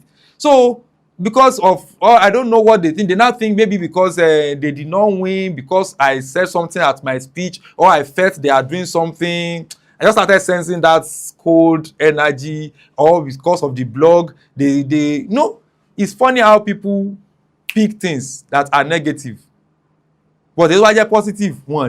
Sherry support Alhaji Oriyomi Hamzat. Yes, so the very first edition of Primus Media Awards, Alhaji Oriyomi was the one that sponsored the most impactful presenter, because Kato pitch category siyan ama wo nǹkan tí wọ́n ṣe, but I pitch sí Uncle Yemi Sonde, I pitch most versatile because he presents in English, he presents in Yoruba, he does entertainment, he does politics, so where most versatile, most impactful. Alhaji Oriyomi has made a lot of impact. We pitched this to him and he was willing, he was able to support. I think we have 50,000 in the category. I think he gave us 100. I shall know that he gave us beyond what he was meant to give for just a single category for the first year. And it was beautiful. It was beautiful. Alhaji sponsored us. But at the end, that's an issue. Immediately after the award, Alhaji reached out to me. Meanwhile, I think I Gidigbo won like 4 categories at the award. Wọ́n la ṣòjóró pé ẹ̀kọ́ àwọn kan win kó wà lára presenter of the year. Meanwhile, presenter of the year tiwa ní Primus, let me say this. Wọ́n ta fi máa ń ṣe nomination of presenter of the year. Wọ́n làwọn tó ní only number of categories, number of nominations. So ká ní pé from most versatile, most impactful, most kinikan, you have 4. Everybody ní 4. Àwọn tó ní 4 yẹn, àwọn là á ṣàjọ pé they are the nominees for the presenter of the year. However, lọ́dún tó ń sọ yẹn, which was the first year, WA of Splash FM, he has 3 nominations. And we had 5 people per category. So àwọn tó ní 4 yẹn, àwọn mẹ́rin ni. WA has 3. But the reason why we included AA in that category, which is what our award is between 18 to 30. That was the year AA was clocking 30. So that was his final shot. I know there need 3 categories, only 3 nominations rather. So we included him, and our policy is that ẹni tó bá ti jẹ́ pé last year lower, tó bá jẹ́ pé there is a way we can help him to enter that category, we will. Especially tó bá jẹ́ pé space wà. And that was what we did. And when he called me, it was Sultan, their GM then, that called me, say, Afouda, Sultan are my guy from, not even when I'm in UI, from SMPN days. So Sultan are my brother. Be a bro ni Sultan just see me. So Sultan come and say, Afouda, no, now you hold on, chairman. And he gave Alhaji ni pé no money Alhaji báyìí ló ṣe ṣẹlẹ̀. No kò yẹ kó rí bẹ́ẹ̀. Tí ẹ fi lè gba anybody tó tí ẹ fi lè mú ọmọ wa náà tó ní kí lórúkọ rẹ̀ kò yẹ kí anybody tó bá ní 3 nominations kó wà mí ní ẹ má bínú policy tiwa bá a ṣe ṣe nìyẹn. And that was how that one ended. Then subsequently we started having issues regarding the blog. Tí ẹni ṣe pẹ̀lú award. Started having issues regarding the blog, saying Alhaji believes that anything that casts his station in the wrong shadow is sponsored by somebody else. And the media those ni pé up till date, last gbà tèmi ti bẹ̀rẹ̀ media blogging primus, nobody has ever paid me or induced me in any way to write anything negative about anybody. I have a brain of my own. I know what it feels to build a brand. So why would I want to pull down your brand? Nto wa faja tó wá padà blow gbe ọ̀rọ̀ Akinyẹfa ló wá padà blow relationship with Alhaji tan yanyan. Alhaji is someone that I hold in high esteem because I felt guilty at some point. Kinde ló jẹ́ kí n feel guilty. Like I said, àwọn náà fún mi níṣẹ́ night on the rock yẹn. Mo dẹ̀ ṣiṣẹ́ yẹn for years mi ra Alhaji rí. Rí. The first time I was at 32 FM. Nígbà tájọ tán wá join 132 FM.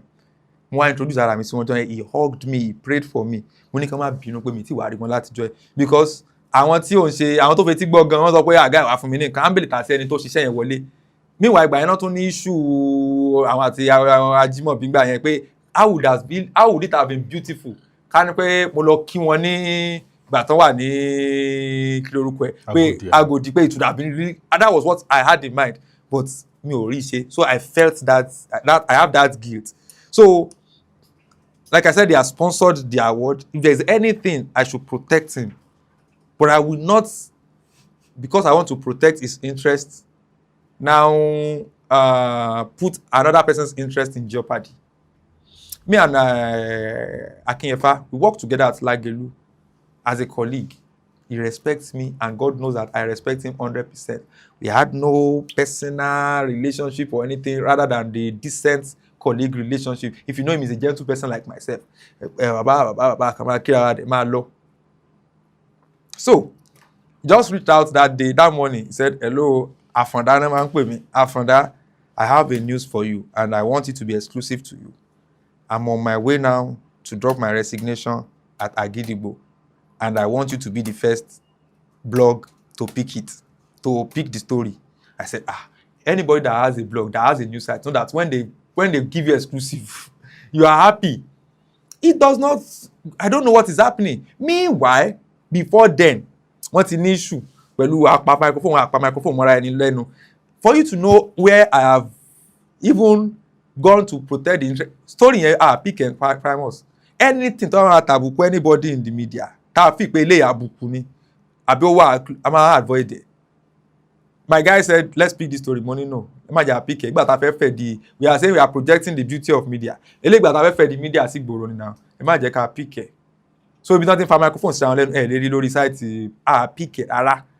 So ìgbà tí gbogbo yẹn ti die down kó tó di pé he now called me that he want to break the news and he want me to be the one to break it. So, oh yeah, well then okay.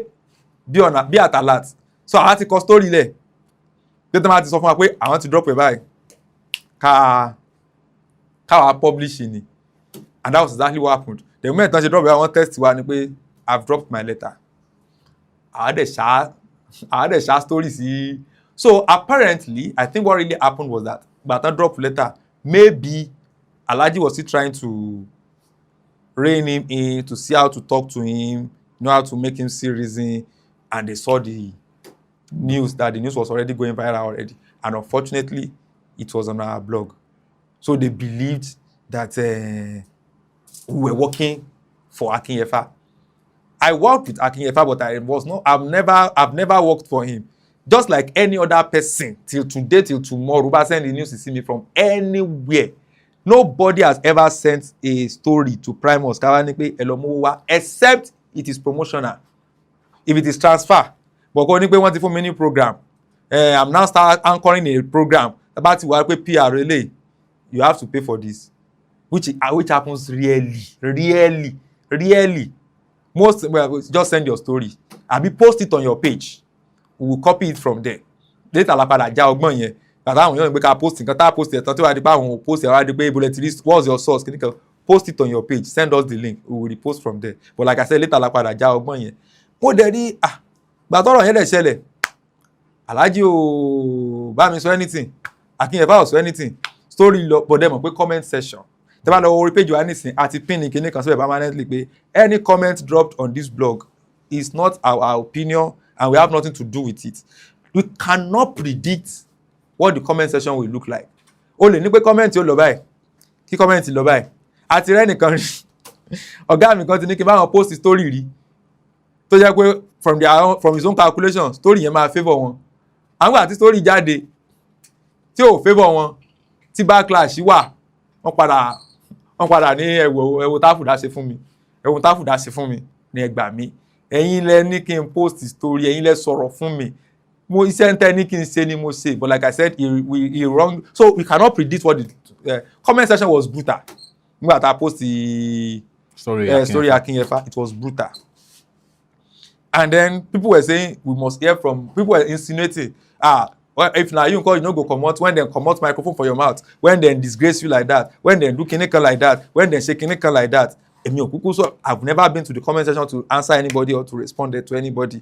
We just dey look náà ni and then observe, and then àwọn so the heat was getting too much. That was how Sultan, the GM of what's it called, the GM of Agidigbo, he now came to the comment section. He now said, this man, all of you are just saying what you don't know. Do you know for how long they've been warning this man about overshooting time, about kinikan, about talking about do you know for how long they have been? Isha explained. He has been doing it. Do you know kinikan? Stop saying what you don't know. And as a blog, you create stories from reactions and actions. And this is a management staff of Agidigbo in our under our comment section that is giving an explanation of what had transpired. Àwa dẹ̀ copy ẹ̀, a dẹ̀ kọ story jáde pé Agidigbo's GM responded. He said that the whatever happened is not the first time, blah blah blah blah blah blah blah blah blah blah blah blah. Bá a ṣe kọ story yẹn, alẹ́jọ́ yẹn, I got home and then I saw Alhaji's call. And then Alhaji said, Nti Sultan sọ, opinion ẹ̀ ló sọ, it is not the stand of the station. And I said, well respected. He said, so please help me pull down that story. Alhaji yẹn máa le díẹ̀ o, because ẹnu tí ń kùn wá.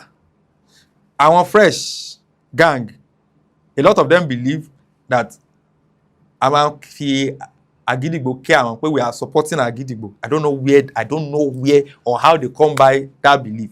Agidigbo believes that gbogbo nǹkan tá à ń ṣe fáwọn is that we are supporting Fresh or we are supporting Akinyefa. So we are in between both of them. Eléyìí ò fẹ́ rí mi látàn eléyìí bá rókù mi lórùn yóò wọ̀ sí bá rókù mi mòjì yóò wọ̀ sínú ọrùn. Both of them just believe that I'm working for, and to me I think that is a good thing. Yeah. So that means that my neutrality is not in doubt. So it never bothered me. Kò ní anything sí mi. But ìgbà tí Alhaji wa ní ká bá wọn pull it down, tá bá pull it down, àwọn èèyàn rò pé bóyá nítorí pé wọ́n ń bash yín ní comment section pé àbí pé story yẹn ò favour yín, àwọn ń tà láti London, àwọn ń tà láti ṣe kinní fún yín pé kò yẹ kó rí pé ẹ jẹ́ ká ṣe rejoinder lèmi mọ̀ tán máa ṣe professionally pé that particular post was not the official position of Agidigbo, it is the personal opinion of their GM. Alhaji ní Afouda ò lè máa fún mi ní condition You can't give me condition. Do what I ask you to do or forget about it. Alhaji brand tèmi náà ló wà on the line yìí. Ṣáà nítorí pé mi ní fìtìjú kárùn tó pé mi fẹ́ dẹ̀yìn aláìdá lọ́wọ́ yín kí wọ́n á put tèmi ti fi life tèmi build kí wọ́n á put on jeopardy pé orúkọ tèmi gangan ló wà because of unfortunately as much as I try to disassociate myself as Afouda from Primus. But Primus is a separate entity. The more I try, the more it is not working. People are just trying to connect us together. Pé Afouda ni. But they explain. Wọ́n ní okay Alhaji, you know what? We will pull it down. Tẹ́ bá ṣe rejoinder, àbí tẹ́ bá ṣe kí ló gbé, we will pull it down. Àmọ́ lórí page wa sọ pé story yẹn tẹ́ bá ń wá tẹ́ bá rí o. We have pulled it down because Agidigbo reached out and they told us that is not their official position. Whenever they are ready with their official position, they will let us know and we'll publish it. Alhaji deni, do whatever pleases you. When they cut it call. I mean, okay, àgbàlagbà ni Alhaji, olóore mi Alhaji. Jẹ́ kí ṣe kíni, jẹ́ pull it down, and they pull it down to save our own face. At the pull it down because Agidigbo said that is not their official stance. When they are ready to make their official stance known, they will get back to us.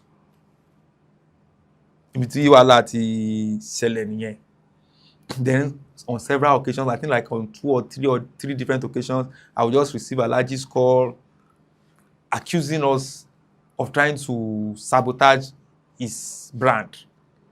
Ìgbà tí Sekinat Adegoke tó kúrò ní tó join Honor FM, we just posted that Sekinat Adegoke joins from Agidigbo because the last that I know of her, she was working at Agidigbo, not knowing that she worked at Agidigbo for a few months and she went off radio and came back again with Honor FM. But our only information here, we do not know. Well, she did not post it, Agidigbo did not post it, nobody posted it. Our ọ̀rẹ́ ṣàtìnú mọ̀ràn, ntabari social media la máa post it. And immediately Ako, Mr. Ayedun, is a very good ally of Alhaji and he was my colleague at 32 FM. And also pé attention mi sí pé irọ́ o, lady ti kúrò ní Agidigbo ti pẹ́ o. Kò ṣe kó l'Agidigbo tí kò l'Agidigbo ti pẹ́ o pé ó ti wà off radio. Okay, kí la máa ṣe. Ẹ jẹ́ ká tún body story yẹn. Kò tí pẹ́ ta. Ó dà wá post ẹ̀ immediately. Ẹ jẹ́ ká sáré tún body ẹ̀ kọ pé after leaving Agidigbo, she stayed a while, kinikan. But because the headline has been cached, remember F headline there, that she leaves Agidigbo, something like that. So gbàtà Alhaji pé mo lè ṣàlàyé fún mo ní mi ò mọ̀. Immediately tí wọ́n ti correct mi náà la sáré correct story yẹn. Wọ́n wá ní pé towards the end, and we wish her all the best in the new phase of her professional journey. Pé ìyẹn insinuate pé station àwọn ò professional ní Alhaji ẹ máa pa mí. Alhaji kíni understand kíni jù báyìí lọ. Kíni o it is just a normal expression. Wish her the best in the next phase of her professional journey. It has nothing to do with your station. Pé whether your station is professional or not. I try to explain. Alhaji ṣáà ní pé àwọn tó ń sanwó fún yín, àwọn tó mo ní àwọn tí ó ń push yín. Ṣẹ́rí tó máa ń pariwo Primus Ọlọ́run kan fún wa ní Ọlọ́run kan magnify effort wa ní àwa méjì. A ṣe pé mẹ́ta lẹ́nujọ́ mẹ́ta ẹni ní gbogbo a post news lórí Primus àwa méjì. And the other person, Israel, is somebody that is more professional than I am. Because when he was in campus, he was the president of campus journalists. So anchor headline, and he is good at it. And he cannot. Mo lè fògùn ẹ̀gbárí di ọ̀la mẹ́wàá. Israel is not that person that they will induce by anybody. And besides, he cannot write anything and post it without my permission. I was the editor-in-chief. So there's no way anything will go on that without my permission. But it's not possible. Israel kò mí ní ẹ̀bẹ̀. Alhaji ṣáà ìjọ iná náà wá sọ pé àwọn ti rán yàn 5 lọ Mẹ́kà. Àwọn ti rán àwọn staff àmì 5 lọ Mẹ́kà. Àwọn ṣe post here. Only but rí. And the man sọ pé anybody in any station, please, if you have any story that you think, send it to us. My DM is there. If your staff post the story, Anisoloja wà ńbẹ̀, lẹ́gbẹ̀gbẹ́ wà ńbẹ̀, tọ́mọ gbẹ̀gbẹ̀ kan tó train tó bá di OAP ní station kan, tó bá fẹ́ ká post here, they will send it to me. Anisoloja ní òyìnbó kan wá station wá báyìí kíní, he will send, and there is no day they sent any of those things that are post here. So àwọn èèyàn yín lọ Mẹ́kà táwa ò rí, wọ́n la post ti yín. ẹ̀yin àti Akínyẹ̀fà tẹ́ lọ Israel. Mo wá ní pé please let me even screenshot it to you. Pé gbà yẹn ìjọ yẹn akànjọ ń chat ó dàgbà tẹ́ dé Libya ni mo No, me lọ Libya. ìgbà tẹ́ ń travel Ethiopia. ìgbà tẹ́ dé Ethiopia lẹ́mi àti ìjọ chat tẹ́ fi send mi láwọn pictures ẹ̀yin àti tẹ́ni pé bàbá Kàndé lẹ́dẹ̀ and kíníkan pé àwọn ló sponsor kíní yẹn tá a fi sọ̀rọ̀ la fi post yẹn gbà yẹn. Mo ní these people that were on this journey àwọn fúnra lára wọn ló send the story sí mi kò sí bí mo ṣe fẹ́ mọ̀. Àwọn èèyàn yín tó lọ Mecca none of them sent it to me. There's no way I would have known. It's not that pé kálẹ̀ fi mí sórí payroll nísìn tẹ́ wá ní pé bọ̀bọ̀ o post that pé o mọṣẹ́ ẹni iṣẹ́ it's a different you are not paying me. N tí mo bá rí ni mò ń post. Ẹ wá ní pé ìgbà tẹ́ sign ẹnìkan báyìí tẹ́ sign ẹnìkan báyìí post mo ní post yẹ. N tó jẹ́ kí n mọ̀ nígbà tẹ́ sign Ọlásùnmádé Àkànwó tá a fi post was that ẹ̀gbọ́n Ọlásùnmádé Àkànwó is my personal friend. Orí page wọn mo ti di pé àwọn ti lọ sí Àgídìgbò la fi post yẹ. Ẹ̀yin gangan post sọ fún wa báwo lẹ ṣe fẹ́ ká mọ̀ ṣé kí n wá mú spy wá sínú kí n wá fi staff kan jòkó sínú station yín pé kó mọ̀ fún wa story látọ̀dọ̀ yín ni. So those little and I will try to explain there is no time tí Ẹ̀mí àtàlájì sọ̀rọ̀ lórí phone in fact ìgbà tó pè mí nìyẹn Mẹ́kà ni wọ́n wà there is no time tá a jọ sọ̀rọ̀ tí mi ò búra I don't have any business doing that but I will always say it pé àlàyé tó wá jẹ́ pé èmi náà ṣáà ní business tí mò ń build tó wá jẹ́ pé for whatever reason mo ti jíjọ́ kan rí wọ́n á wọ pé lónìí yìí o for whatever reason mo fẹ́ bring down Alhaji mo fẹ́ post nǹkan kan tó máa pa Àgídìgbò àbí pa tó bá gbogbo nǹkan tẹ́mi náà ń build tọ́lọ́run gbà fún mi tí mò ń build kó gbogbo ẹ̀ náà bàjẹ́ lọ́wọ́ mi. Mo kò sí tí mo sọ láyé wọ́n ṣáà ní believe yẹn pé ẹnìkan ló ń push èmi náà pé ẹnìkan kan ò push. So ìgbà tó wá di award 2024 ti before that one a ti ṣèkan rí tá a ná àwa ò kúkú bẹ́ẹ̀ nìkan jà. Àṣẹ wọn ti ní pé káwọn ọmọ wọn mọ̀ dá sí wa àwọn ọmọ ti ní káwọn staff wọn mọ̀ dá sí wa mọ́ èmi ò dẹ̀ mọ̀ àwọn staff wọn tó sọ mi tó send the entry fún nomination a dẹ̀ nominate wọn a dẹ̀ send ẹ̀ sí jury dẹ̀ mú àwọn kankan nu wọn in fact Kapi Flemzy Fẹ́mi Lérè Ṣítù ohun category bíi ẹyọkan àbí méjì ló win wọ́n yẹn wọ́n jẹ́ kó wá gba award. Wọ́n bá chat pé wọ́n ṣe alpha guy wà níjọ́ award plaque ẹ̀ wà lọ́fíìsì wá kó nǹkan kò sí ta fẹ́ fi ṣe o àkúníkẹ́ mú wá ń kọ̀ wá kò sẹ́ni tá gba £1 lọ́wọ́ ẹ̀ fún plaque award come and pick it ẹ̀gbọ́n àdè come àgò come àtàwọn ẹ̀rọ pé ó rà pé bọ́ yóò fẹ́ wá kó má dàgbà táwọn fi award bẹ́yàn mi ò dẹ̀ sọ anything mọ́ that was 2023 àfi 2024 I think the memo did not get to one of their new staff Wúrọ̀ọlá. And the lady sent, and the lady is versatile, the lady is good. Ó dẹ̀ wọ shortlist, ó dẹ̀ wọ nomination. A dẹ̀ tún publicize ẹ̀ pé most versatile presenter Wúrọ̀ọlá kìnìkan from Àgídìgbò. Sọ̀tá náà ló pè mí lọ́dún yẹn lọ́nlọ́n pé àwọn rò pé àwọn sọ pé àwọn ò fẹ́ ní anything ṣe pẹ̀lú àwọn ní àṣàṣà ò kí ló dé kí la fàdé bẹ̀ pé so station I nominate station one náà fún most followed station on social media and that one is by social media following pé àwọn ò fẹ́ ní kankan ṣe pẹ̀lú Primus Media Award pé ká yọ orúkọ àwọn kúrò mọ́dẹ̀ ní ẹ lè sọ pé ká máa nominate station yìí o but see that OAP she filled the form voluntarily individually not under a station so if she wants to pull out from the award òun ló máa sọ fún wa pé òun ò ṣe mọ́ ẹ̀yin kọ́ lè máa sọ fún wa pé staff yín ò ṣe mọ́ does that wọ́n dẹ̀ nípa àwọn ti gbọ́ pé àwọn sọ fún pé kó send email ẹ sọ fún kó send email pé òun fẹ́ pull out ó dẹ̀ send email a dẹ̀ pull it out àgbà wọn yàn pé tó bá di pé mo wá Wúrọ̀ọlá lórí nomination list tẹ́ ẹ̀ rí tẹ́ àwọn ní pé Primus tún ti ṣòjóró fàlájì o n tó ṣẹlẹ̀ kọ́ leléyìí o Àgídìgbò lórí chat pé àwọn ti pull out of the award o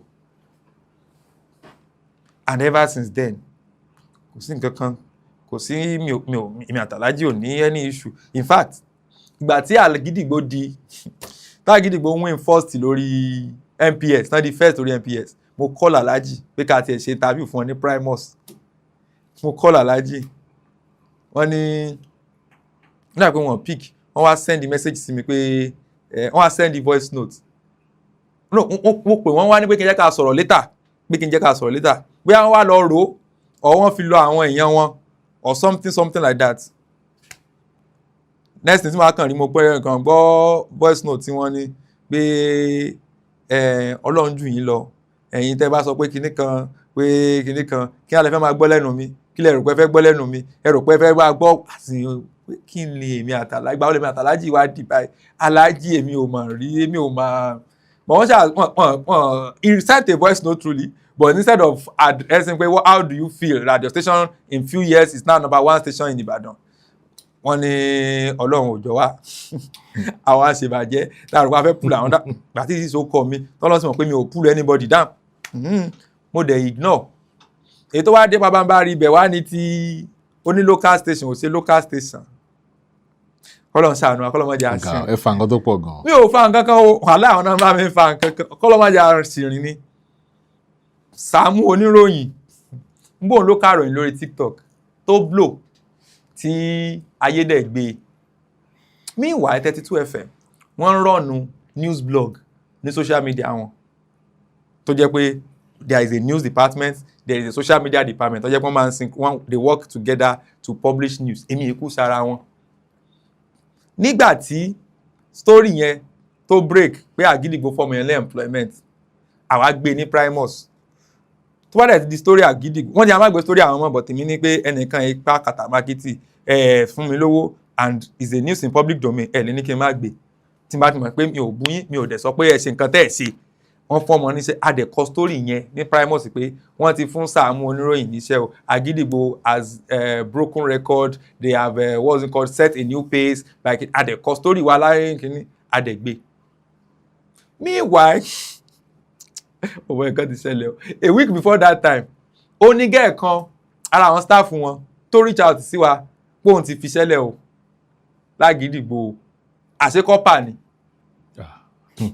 àṣekọ́pà ni but she has never come on air to say I'm a copper she presents their night shift and she comes on air as the night shift show she has her what's it called now her flyer on your page as your staff as everything so when she said I have left Àgídìgbò I'm moving to I will reveal my next move and she's like I said many people and the reason why people do this is this anybody that is in the industry wọ́n pé táwọn bá post here sórí Primus many people in the industry will see it and maybe offers or people that are interested in their crafts may want to come for them pé now that you are off how can you work with us or something so I see that is an opportunity for them and this is one of the ways I can use to support the industry so if everybody bá reach out sí ìwà bẹ́ẹ̀ yẹn náà okay àdè máa put here sí orí kìlọ̀ àdè post here àfitàlájì tún sọ pé afẹ́ borúkọ àwọn jẹ́ báwọn staff ń kó lọ́dọ̀ àwọn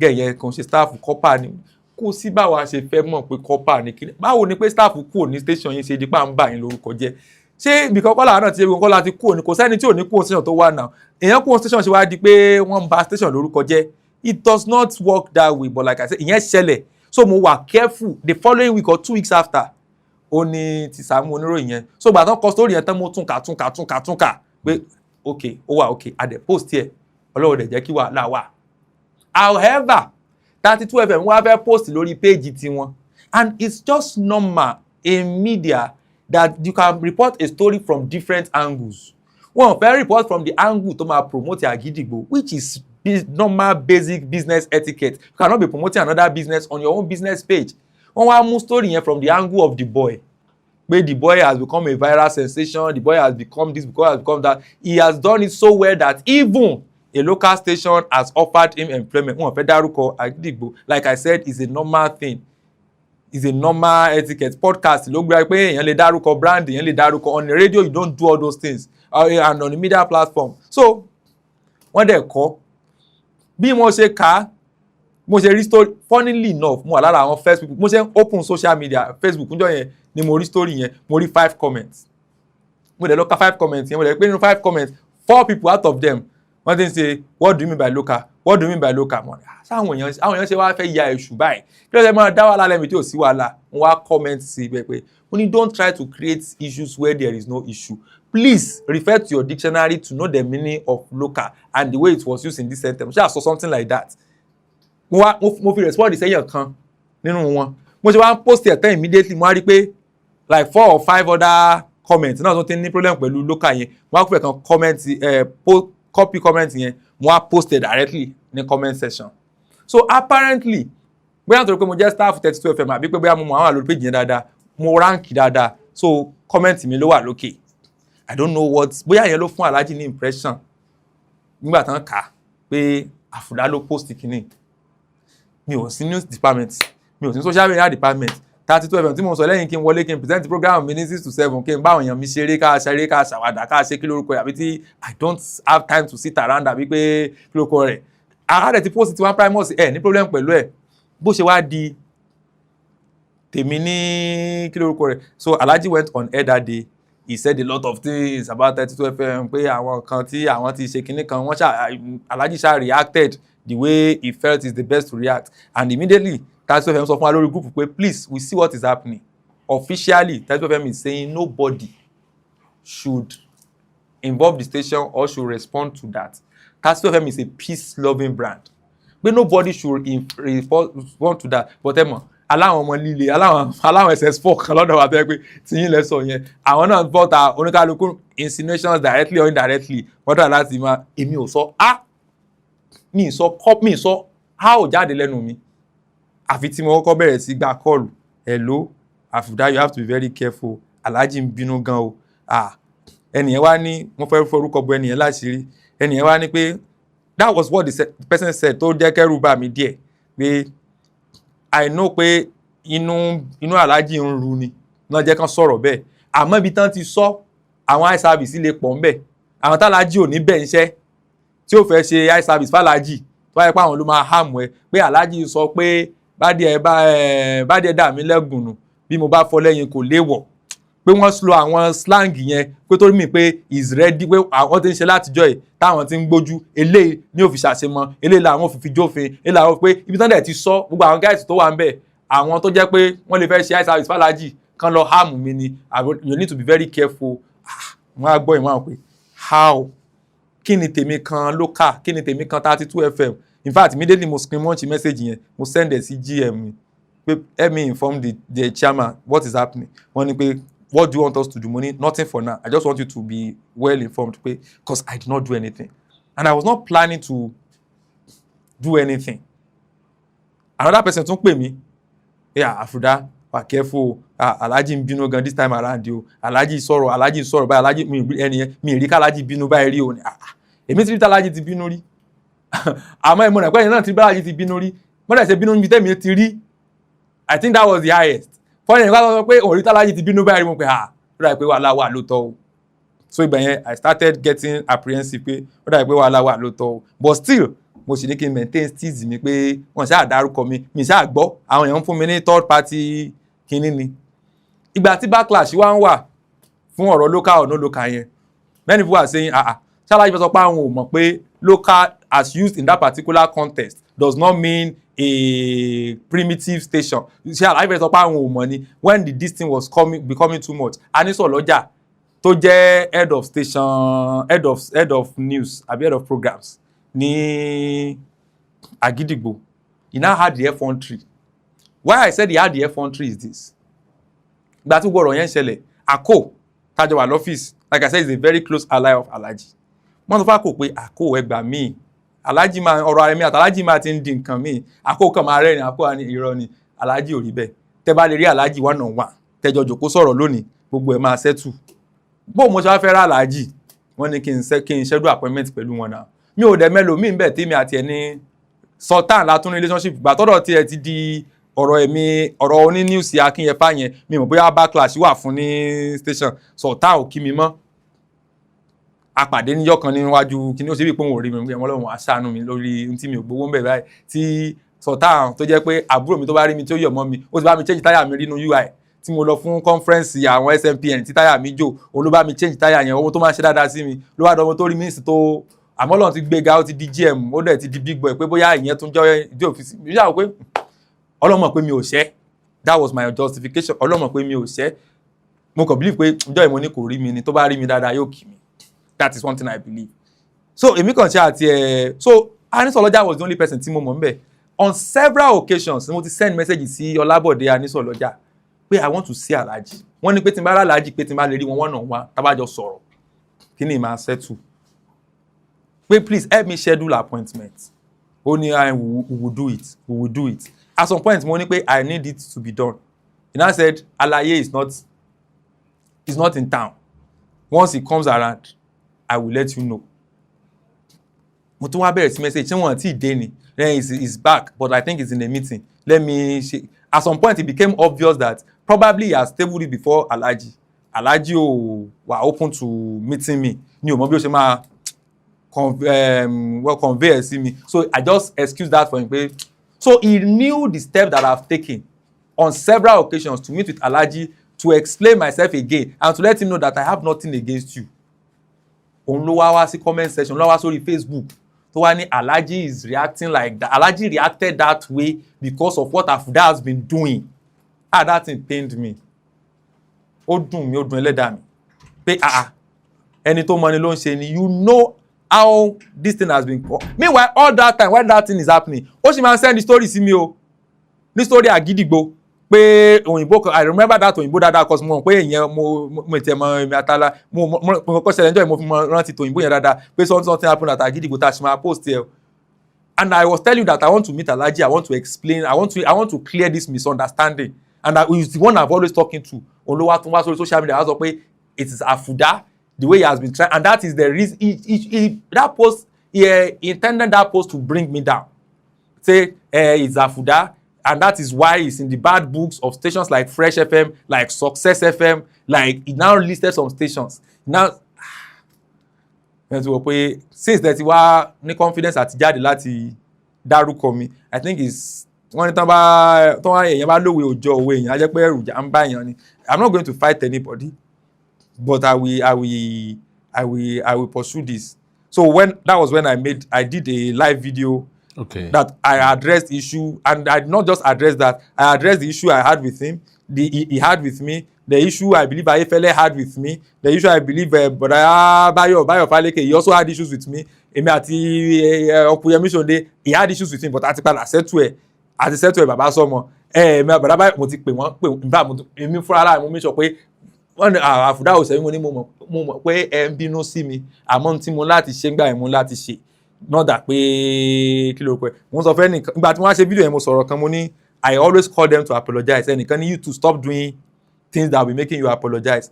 Wọ́n ní pé ibi tẹ́mi ti wá tágbàlagbà bá ṣe ọmọdé ọmọ kékeré ní ó apologize, bọ́mọdé bá ṣe àgbàlagbà ọmọ kékeré ní ó apologize. Wàá sọ tinú ẹ o, but at the end of the day wàá sì ní ẹ má bínú ni sà.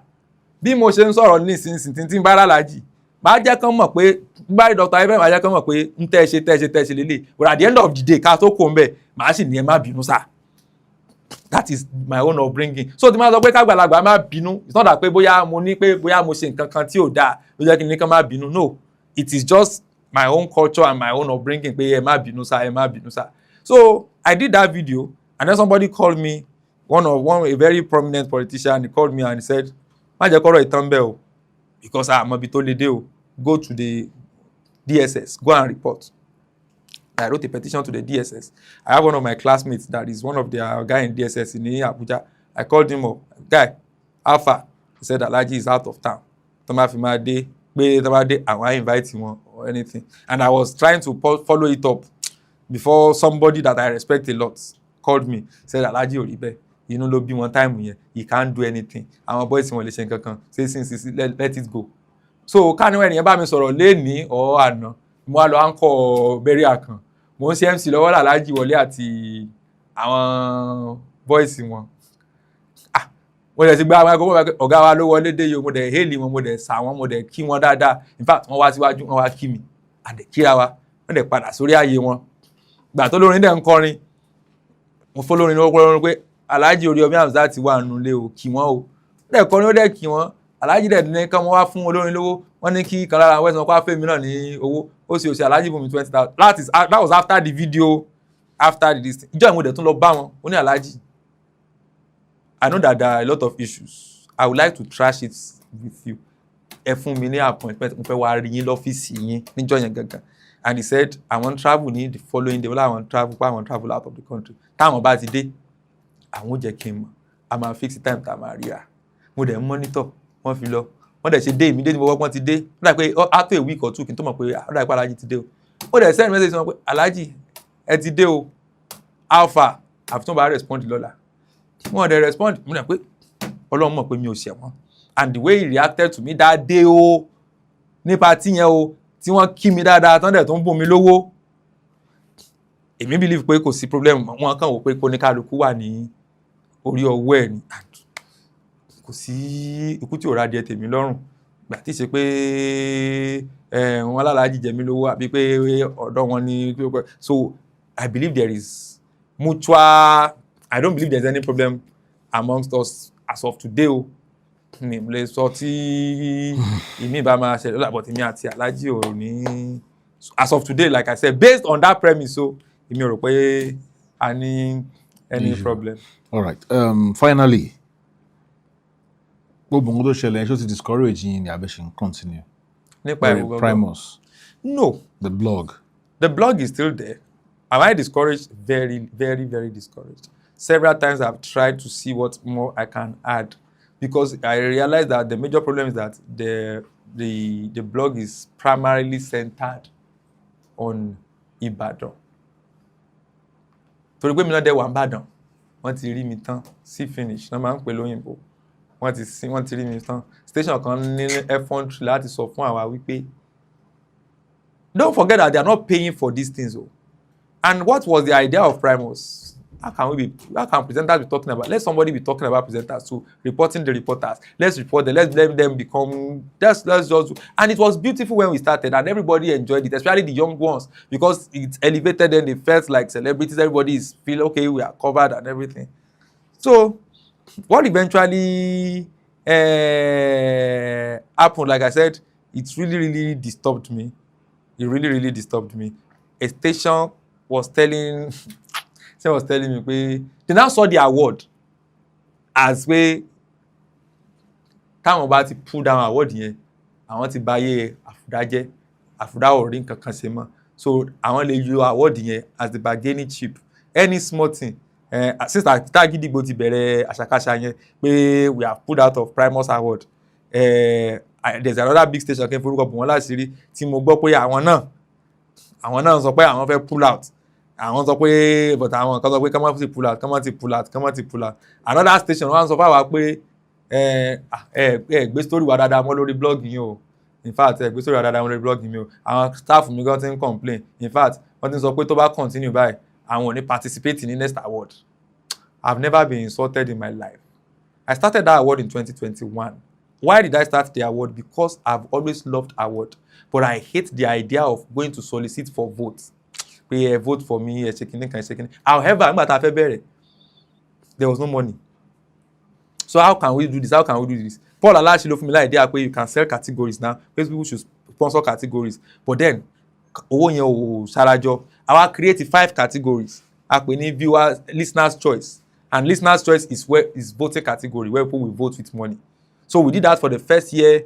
I think we did that. I'm not sure we did that the second year. And then we stopped it altogether. No more final in your full voting and everything. So that award was to encourage the industry. And we have used that award, like I said, to motivate, to encourage the industry. And we have a lot of people that I can point to that are doing so fine. And some of them will tell you that after the award, I got a new job placement. After the award, I got encouraged. After the award, it boosted my confidence. The award really did that. So that was just the reason. I have never finished that award. Kí n lọ lé pẹ̀lú 100,000. We spend millions. Wọ́n máa tọrọ owó kiri ni. Wọ́n máa bẹ̀rẹ̀ tọrọ owó kiri lọ́wọ́ àwọn pé please so support the award o, sponsor a category, sponsor a category, buy so that we can get money to organize this award, to do something classy, something that we can be proud of. And then say, none of them has ever paid. It was a particular year. Ó dà pé year kíni yẹn náà. Mo sọ pé nominees tún lè sanwó gba nomination. Sanwó kí lórúkọ mi mọ̀ tó ṣẹlẹ̀ year yẹn. This year nominees will buy tickets. That was the only year ever tí nominee ra tickets. Nominees, we give them tickets, we give them one complimentary ticket. You want to come with your daddy, you want to come with your mom, you want to come with your boyfriend, take 2 tickets. So for you and one extra person, lawfare. So there was nothing you are doing for me that is what's it called? There's nothing you are doing for me that is as if you are giving me money. So why do you think you have the effrontery to come and be telling me that if you are not posting us on your website, on your blog, we will pull out of the award? Bí pé life me depend on the award. So I'm not discouraged, but I have learned to re-strategize. By God's grace, this year we are planning to have the award outside Ibadan in Lagos.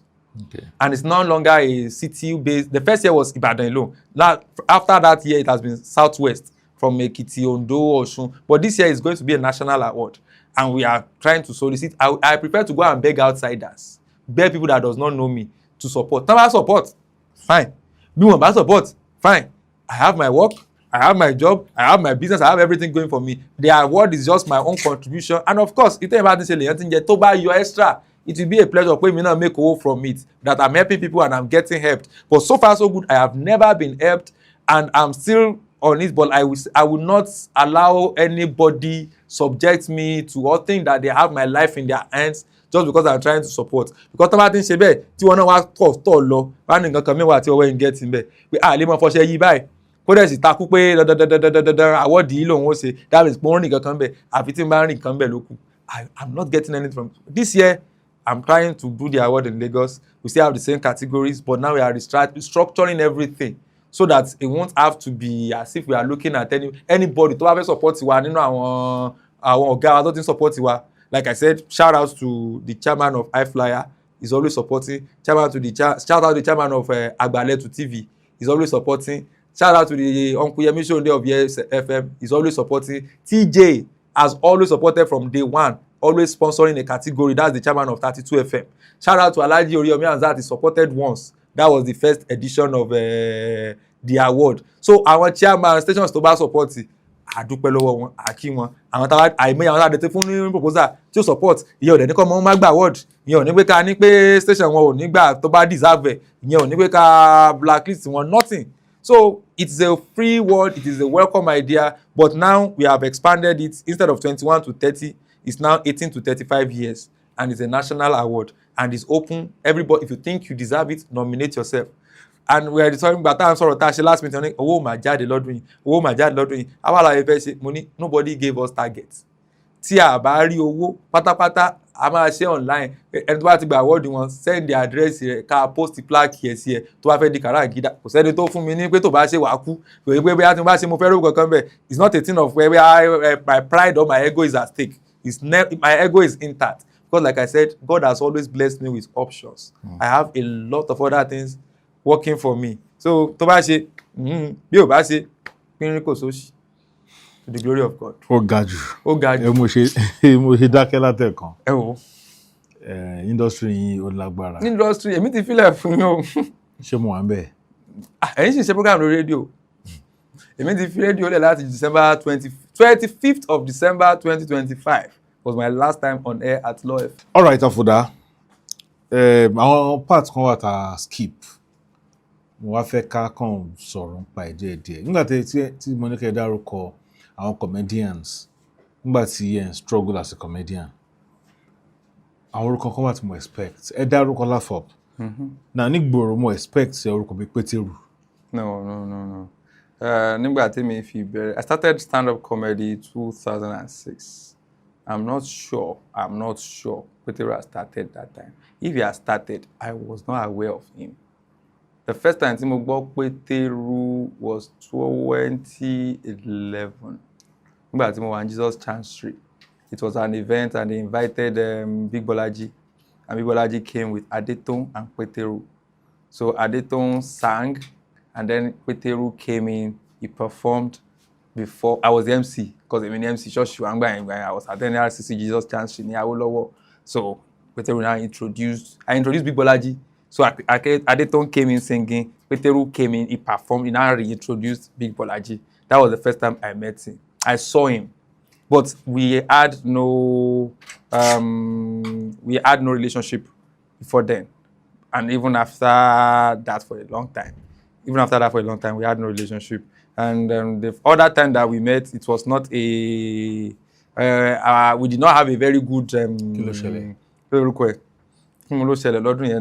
he critiqued my event and did not critique it objectively or constructively. It was more like he mocked my event.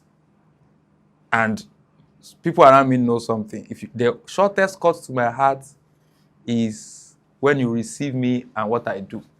And the shortest cut out of my heart to get me angry is when you talk down on me and what I do. It's late now, but thankfully, before his demise, unfortunately, we became cool. We met at several events, and we gisted like brothers. But that time, I could not sit with him in a chloroquine because, like I said, my very first close encounter with him, I was deeply hurt. It was at Girovans. One of our guys, Kudos Lala was a copper. He came to serve in Ibadan, but he was close to one of my friends, Professor Apu, who was also a comedian and an MC, still an MC till date in Ibadan here.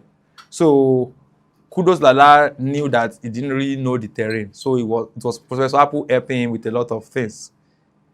And so we all went there at Dirovans to support him. He brought one young chief. That was a comedian from Warri that he headlined the concert for him that year, even though it was his own concert. And that was where a lot of comedians came together, many comedians. And that was where I had a one-on-one encounter with Peteru. And the first thing he said to me was that, now this guy, they do one nonsense show for Bodija way with one poster, with like Babalawo, so one dead poster like this, see design. As he just because I was sharing flyers for my next show. Say, can you imagine flyer? See how flyer BC design. No wonder. See, no put my name for this kind of year show. No one, I won't be the best before say, they invite me. I better not invite me for this kind of year show. Say, you invite me, I not go come. Say, meanwhile, that was the first time I was meeting him. But before that time, I had invited Eteye. Eteye is another comedian in Lagos to my show at Fun Factory, Laugh and Roll with Afouda and Friends. And that Laugh and Roll with Afouda and Friends is a family comedy show. But I love one thing that I've loved from the onset is me. For flyer me. So if I don't have a one-on-one, I know I don't have much money to give. So if I don't have a one-on-one relationship with you, I will not even put your name on the flyer, talk less of invite you to come and perform at my event. Because I don't like the Mama Leon Kiri, Mama Bebe Kiri. No, I have my guys that will always call people up at any point, at any time. So Adnirawa, Yemi, Thompson Lawyer, Professor Apu, Lopesito.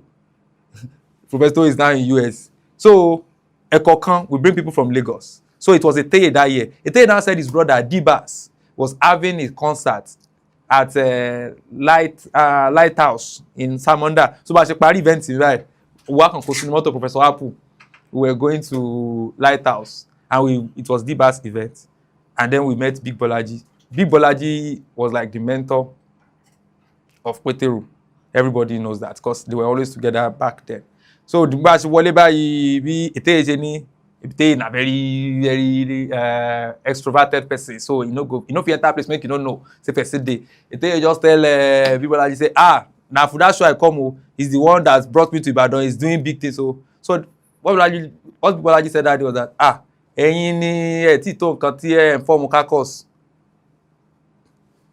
I don't know where that came from. I don't know what he has had.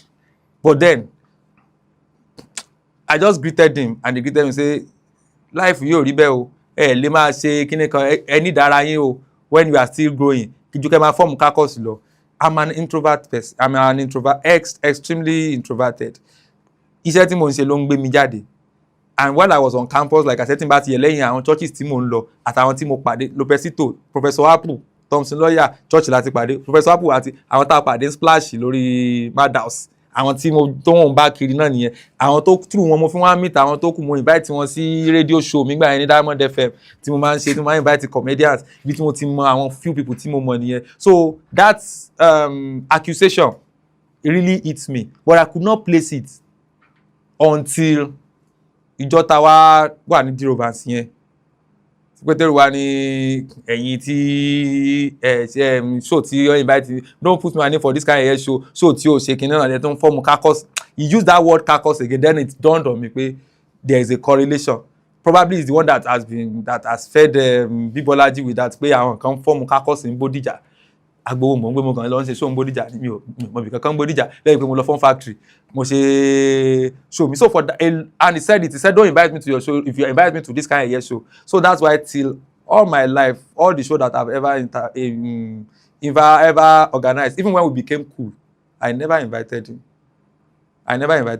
because my mind was that until he uninvited himself until he reinvite himself guy how far your show when make I come and unfortunately eventually did but unfortunately God did not destine it that it will be because my show that's the Primus Media Award now 2020 I think 2023 or 2024 I can't remember which one I did not invite him but we met like a week or after the show he said it's so painful say he was ready to start coming to my show that he wanted to come and surprise me he said he was ready to come and surprise me that day that I think he said somebody called him for a show in Abeokuta or something that he was already ready to just come and surprise me that that I will be shocked if he comes so he will not talk about that I don't even know if you remember that part because me I know they talk so as he was saying everything that night I was boiling I was pained I was all I can't remember even if I shed tears but I did not say a word I think it was something like that just take after that let's come up for a year I didn't take me out of that place because that day I was ashamed I was embarrassed I don't know how to react I was pained but I did not say a word so I don't know if you remember that particular night but that day I made up my mind that I will never invite this guy until he invite himself so like I said he eventually said he wanted to come so I now made up my mind that next time he said even though you don't invite me you just say it even though you don't invite me that day I don't make up my mind say I go come shock you I go come surprise you but that day as I was planning to come na him come I think he said from Dr. Smile or somebody to go and represent him somewhere to go and stand in for him somewhere that was why I could not make it so I made up my mind that the following year I was going to invite him and somebody said but unfortunately he told some people I don't know if it's actually good to say this that without him àwọn èèyàn lè débi kankan. I've also heard that. You heard that? I've also heard that. He didn't say it to me, but I've also heard that. And I heard it from like 2 people that he told them that. But then, it is what it is. Like I said, for me and him, we were very cool. Because like I said, we just met at events and then we talked as if we have always been cool. And that was when he told me that he missed my event. And then that day I made up my mind that now I can invite him for my next show. But in fact, his father's burial, which he had in, I think, the November, that particular night, that night that we saw, that was telling me about my event, he invited me, just told me about the burial, that we forward this thing to me. He sent it to me, but did not tell me that there was clothes. Okay. So on the day of the burial, I was there. I was outside. So I saw one of my colleagues from Radio Nigeria, Toby. I saw her outside, and I just stood there with her. We were just talk. We talk the day before. Just say, "Oh, me I come out." I was thinking I would come out, so that at least he will see me that I came. But unfortunately, did not come out, and that was how I left. And that would have been the last time that I saw him. So, and that was it. Chairman, the Laughter Master. Yeah. When he came here and... yes, I watched this interview. Okay. You have some response? Yes, Chairman was, like I said, when I was trying to start comedy then, I asked around, one of my Egbons, the one that I said saw me at Agdama Simba, Egbon Akin, that said, you are not looking good. He told me that there's a particular comedian in this Ibadan, that the only one comedian I know is Siama Laughter Master on BCOS. But when I saw him with his style, his costume, like I said, I'm a very shy person. I did not really, I can't see myself doing that. So I did not even pursue going to meet him. But the only time we would have met, I'm sure Shaman must have forgot. He must have forgotten this particular part. Was when I was at Diamond FM. Diamond FM introduced me to a lot of comedians. I just called them. Martin comedian, I continue like, Guy Alpha, I'm having a comedy show on radio. Please be my guest. This is when we are recording, and they will always show up for me. Even Rams, Caliber of Better Memory, a lot of them, DVD, a lot of comedians in Lagos, they come for Rem's show, they come for my... So that was the drill. Once they appear on Rem's show at Pastor Mojala Uye's church, Laugh Out with Christ, we go straight to the studio to go and record for my own show. So that was what we all did. But Chairman was the only person that I called and turned me down. But wọ́n sọ pé àwọn everybody in support now. No, I was not part of them. We were, like I said, I'm cool with anybody, but tó bá ṣe mí máa note ẹ. Tó bá ṣe mí máa note ẹ, but I will not me okay gbé sára mi kọjá. If I meet you for the first time, within the first 5-10 minutes, the first thing is mo go question, like me, ṣé o like me. Tó bá pé ni like me, mo lè jarun palu. Tó bá pé ni o like me, I will maintain champion me. So my first interaction with him did not go down well as well. I called him for my show. I have a radio show on Diamond FM. He said no problem. When are we having it? I told him the time on the day, and that time you book studio time. My show is 30 minutes per week, so they give me 1 hour to record, and they always give me a particular time. So hello sir, where are you? He said okay, it's today. I said yes. What time? I told him time. Okay, I'll be on my way now. How much are you paying me? I said, sir, it's just a radio show. It's not clinical. He said, so I should drive down from wherever I am to come and attend your show, and you will not pay me. To do what? If you can't pay me, I'm not coming. And he did not come. And my program failed that week. My program failed that because I missed my recording time, and he could not come, and my program failed. And when your program fails, you answer to Mrs. Sandra why your program failed, that get me new. So I was pained, and that was why me too. I know since my I never invite them to my show and into.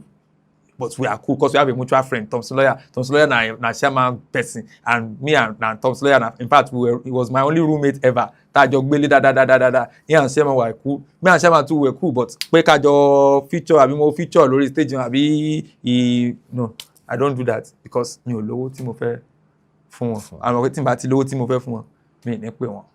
And that was how myself and Chairman. But like I said, he has always been there, and he has his style, he has his this thing, but me, I think, ẹ̀gbọ́n Chairman. Àjọ iṣẹ́ òpá pọ̀ rí. Closing remark mi fún yín, advice ni, ẹni tó wá máa ga ẹsẹ̀ àtìrín. Gbogbo whatever challenges tẹ́ bá ti face, ó fi hàn pé ibì kan wà tó ga tí ẹ̀ ń gbé àwọn nǹkan tẹ́ ń ṣe yẹn lọ. Kéèsù a máa ń rub minds, kéèsù àná wà ń jọra wọn ká sọ pé àwọn fans olórin ká sọ pé olórin báyìí ló like kò like tiwa, ilé a sọ pé olórin báyìí ló like, ilé a sọ pé kò like ilé. So at the end of the day máa rí pé gbogbo olórin a sọ pé kò like principal wa, ó dẹ̀ pay yín ó pay mi tó máa sọ, but that means you're still maintaining some high level of neutrality. Tó bá di pé mo mọ àwọn nǹkan tó ń ṣerú iṣẹ́ wa tó yẹ pé àwọn interviews tó ń ṣe ti mọ̀ pé wọ́n ń try láti ṣe PR fún artist kan ni, but kálukú ló mọ nǹkan tí ó bá dé ẹnu iṣẹ́, so ẹni tó bá máa ga ẹsẹ̀ àtìrín. MC ní yẹ pé nọ́mbà yín kún gbéṣẹ́ wa. Ìyẹn ṣe pàtàkì o. 08162746129. 08162746129. Afouda Samuel on all platforms. On all platforms. Afouda ni o, ni Afouda yẹn, Afouda Samuel on all platforms. MC. Iṣẹ́ mi wọlé ń ṣe polówó ara yín. MC. Yes. Lọ́ọ̀yà. Ẹ ti mú lọ́lọ́kùnkún. Mo ti mú lọ́lọ́kùnkún dùn. Gbàgbé ẹ̀. Ìgbàgbé ìgbà tí mo wò pé ẹgbà mi kẹ̀ kí ló fẹ́ máa ṣẹlẹ̀, ẹ jẹ́ n padà sí ọ̀rọ̀ ọkọ̀ àárọ̀ mi. Lọ́ọ̀yà, MC, what's it called? Content creator. I write too, and of course I'm a media planner too. Tó bá rí pé I want to have a media whatever to plan it, I do that as well. Ẹ ṣé mo dúpẹ́.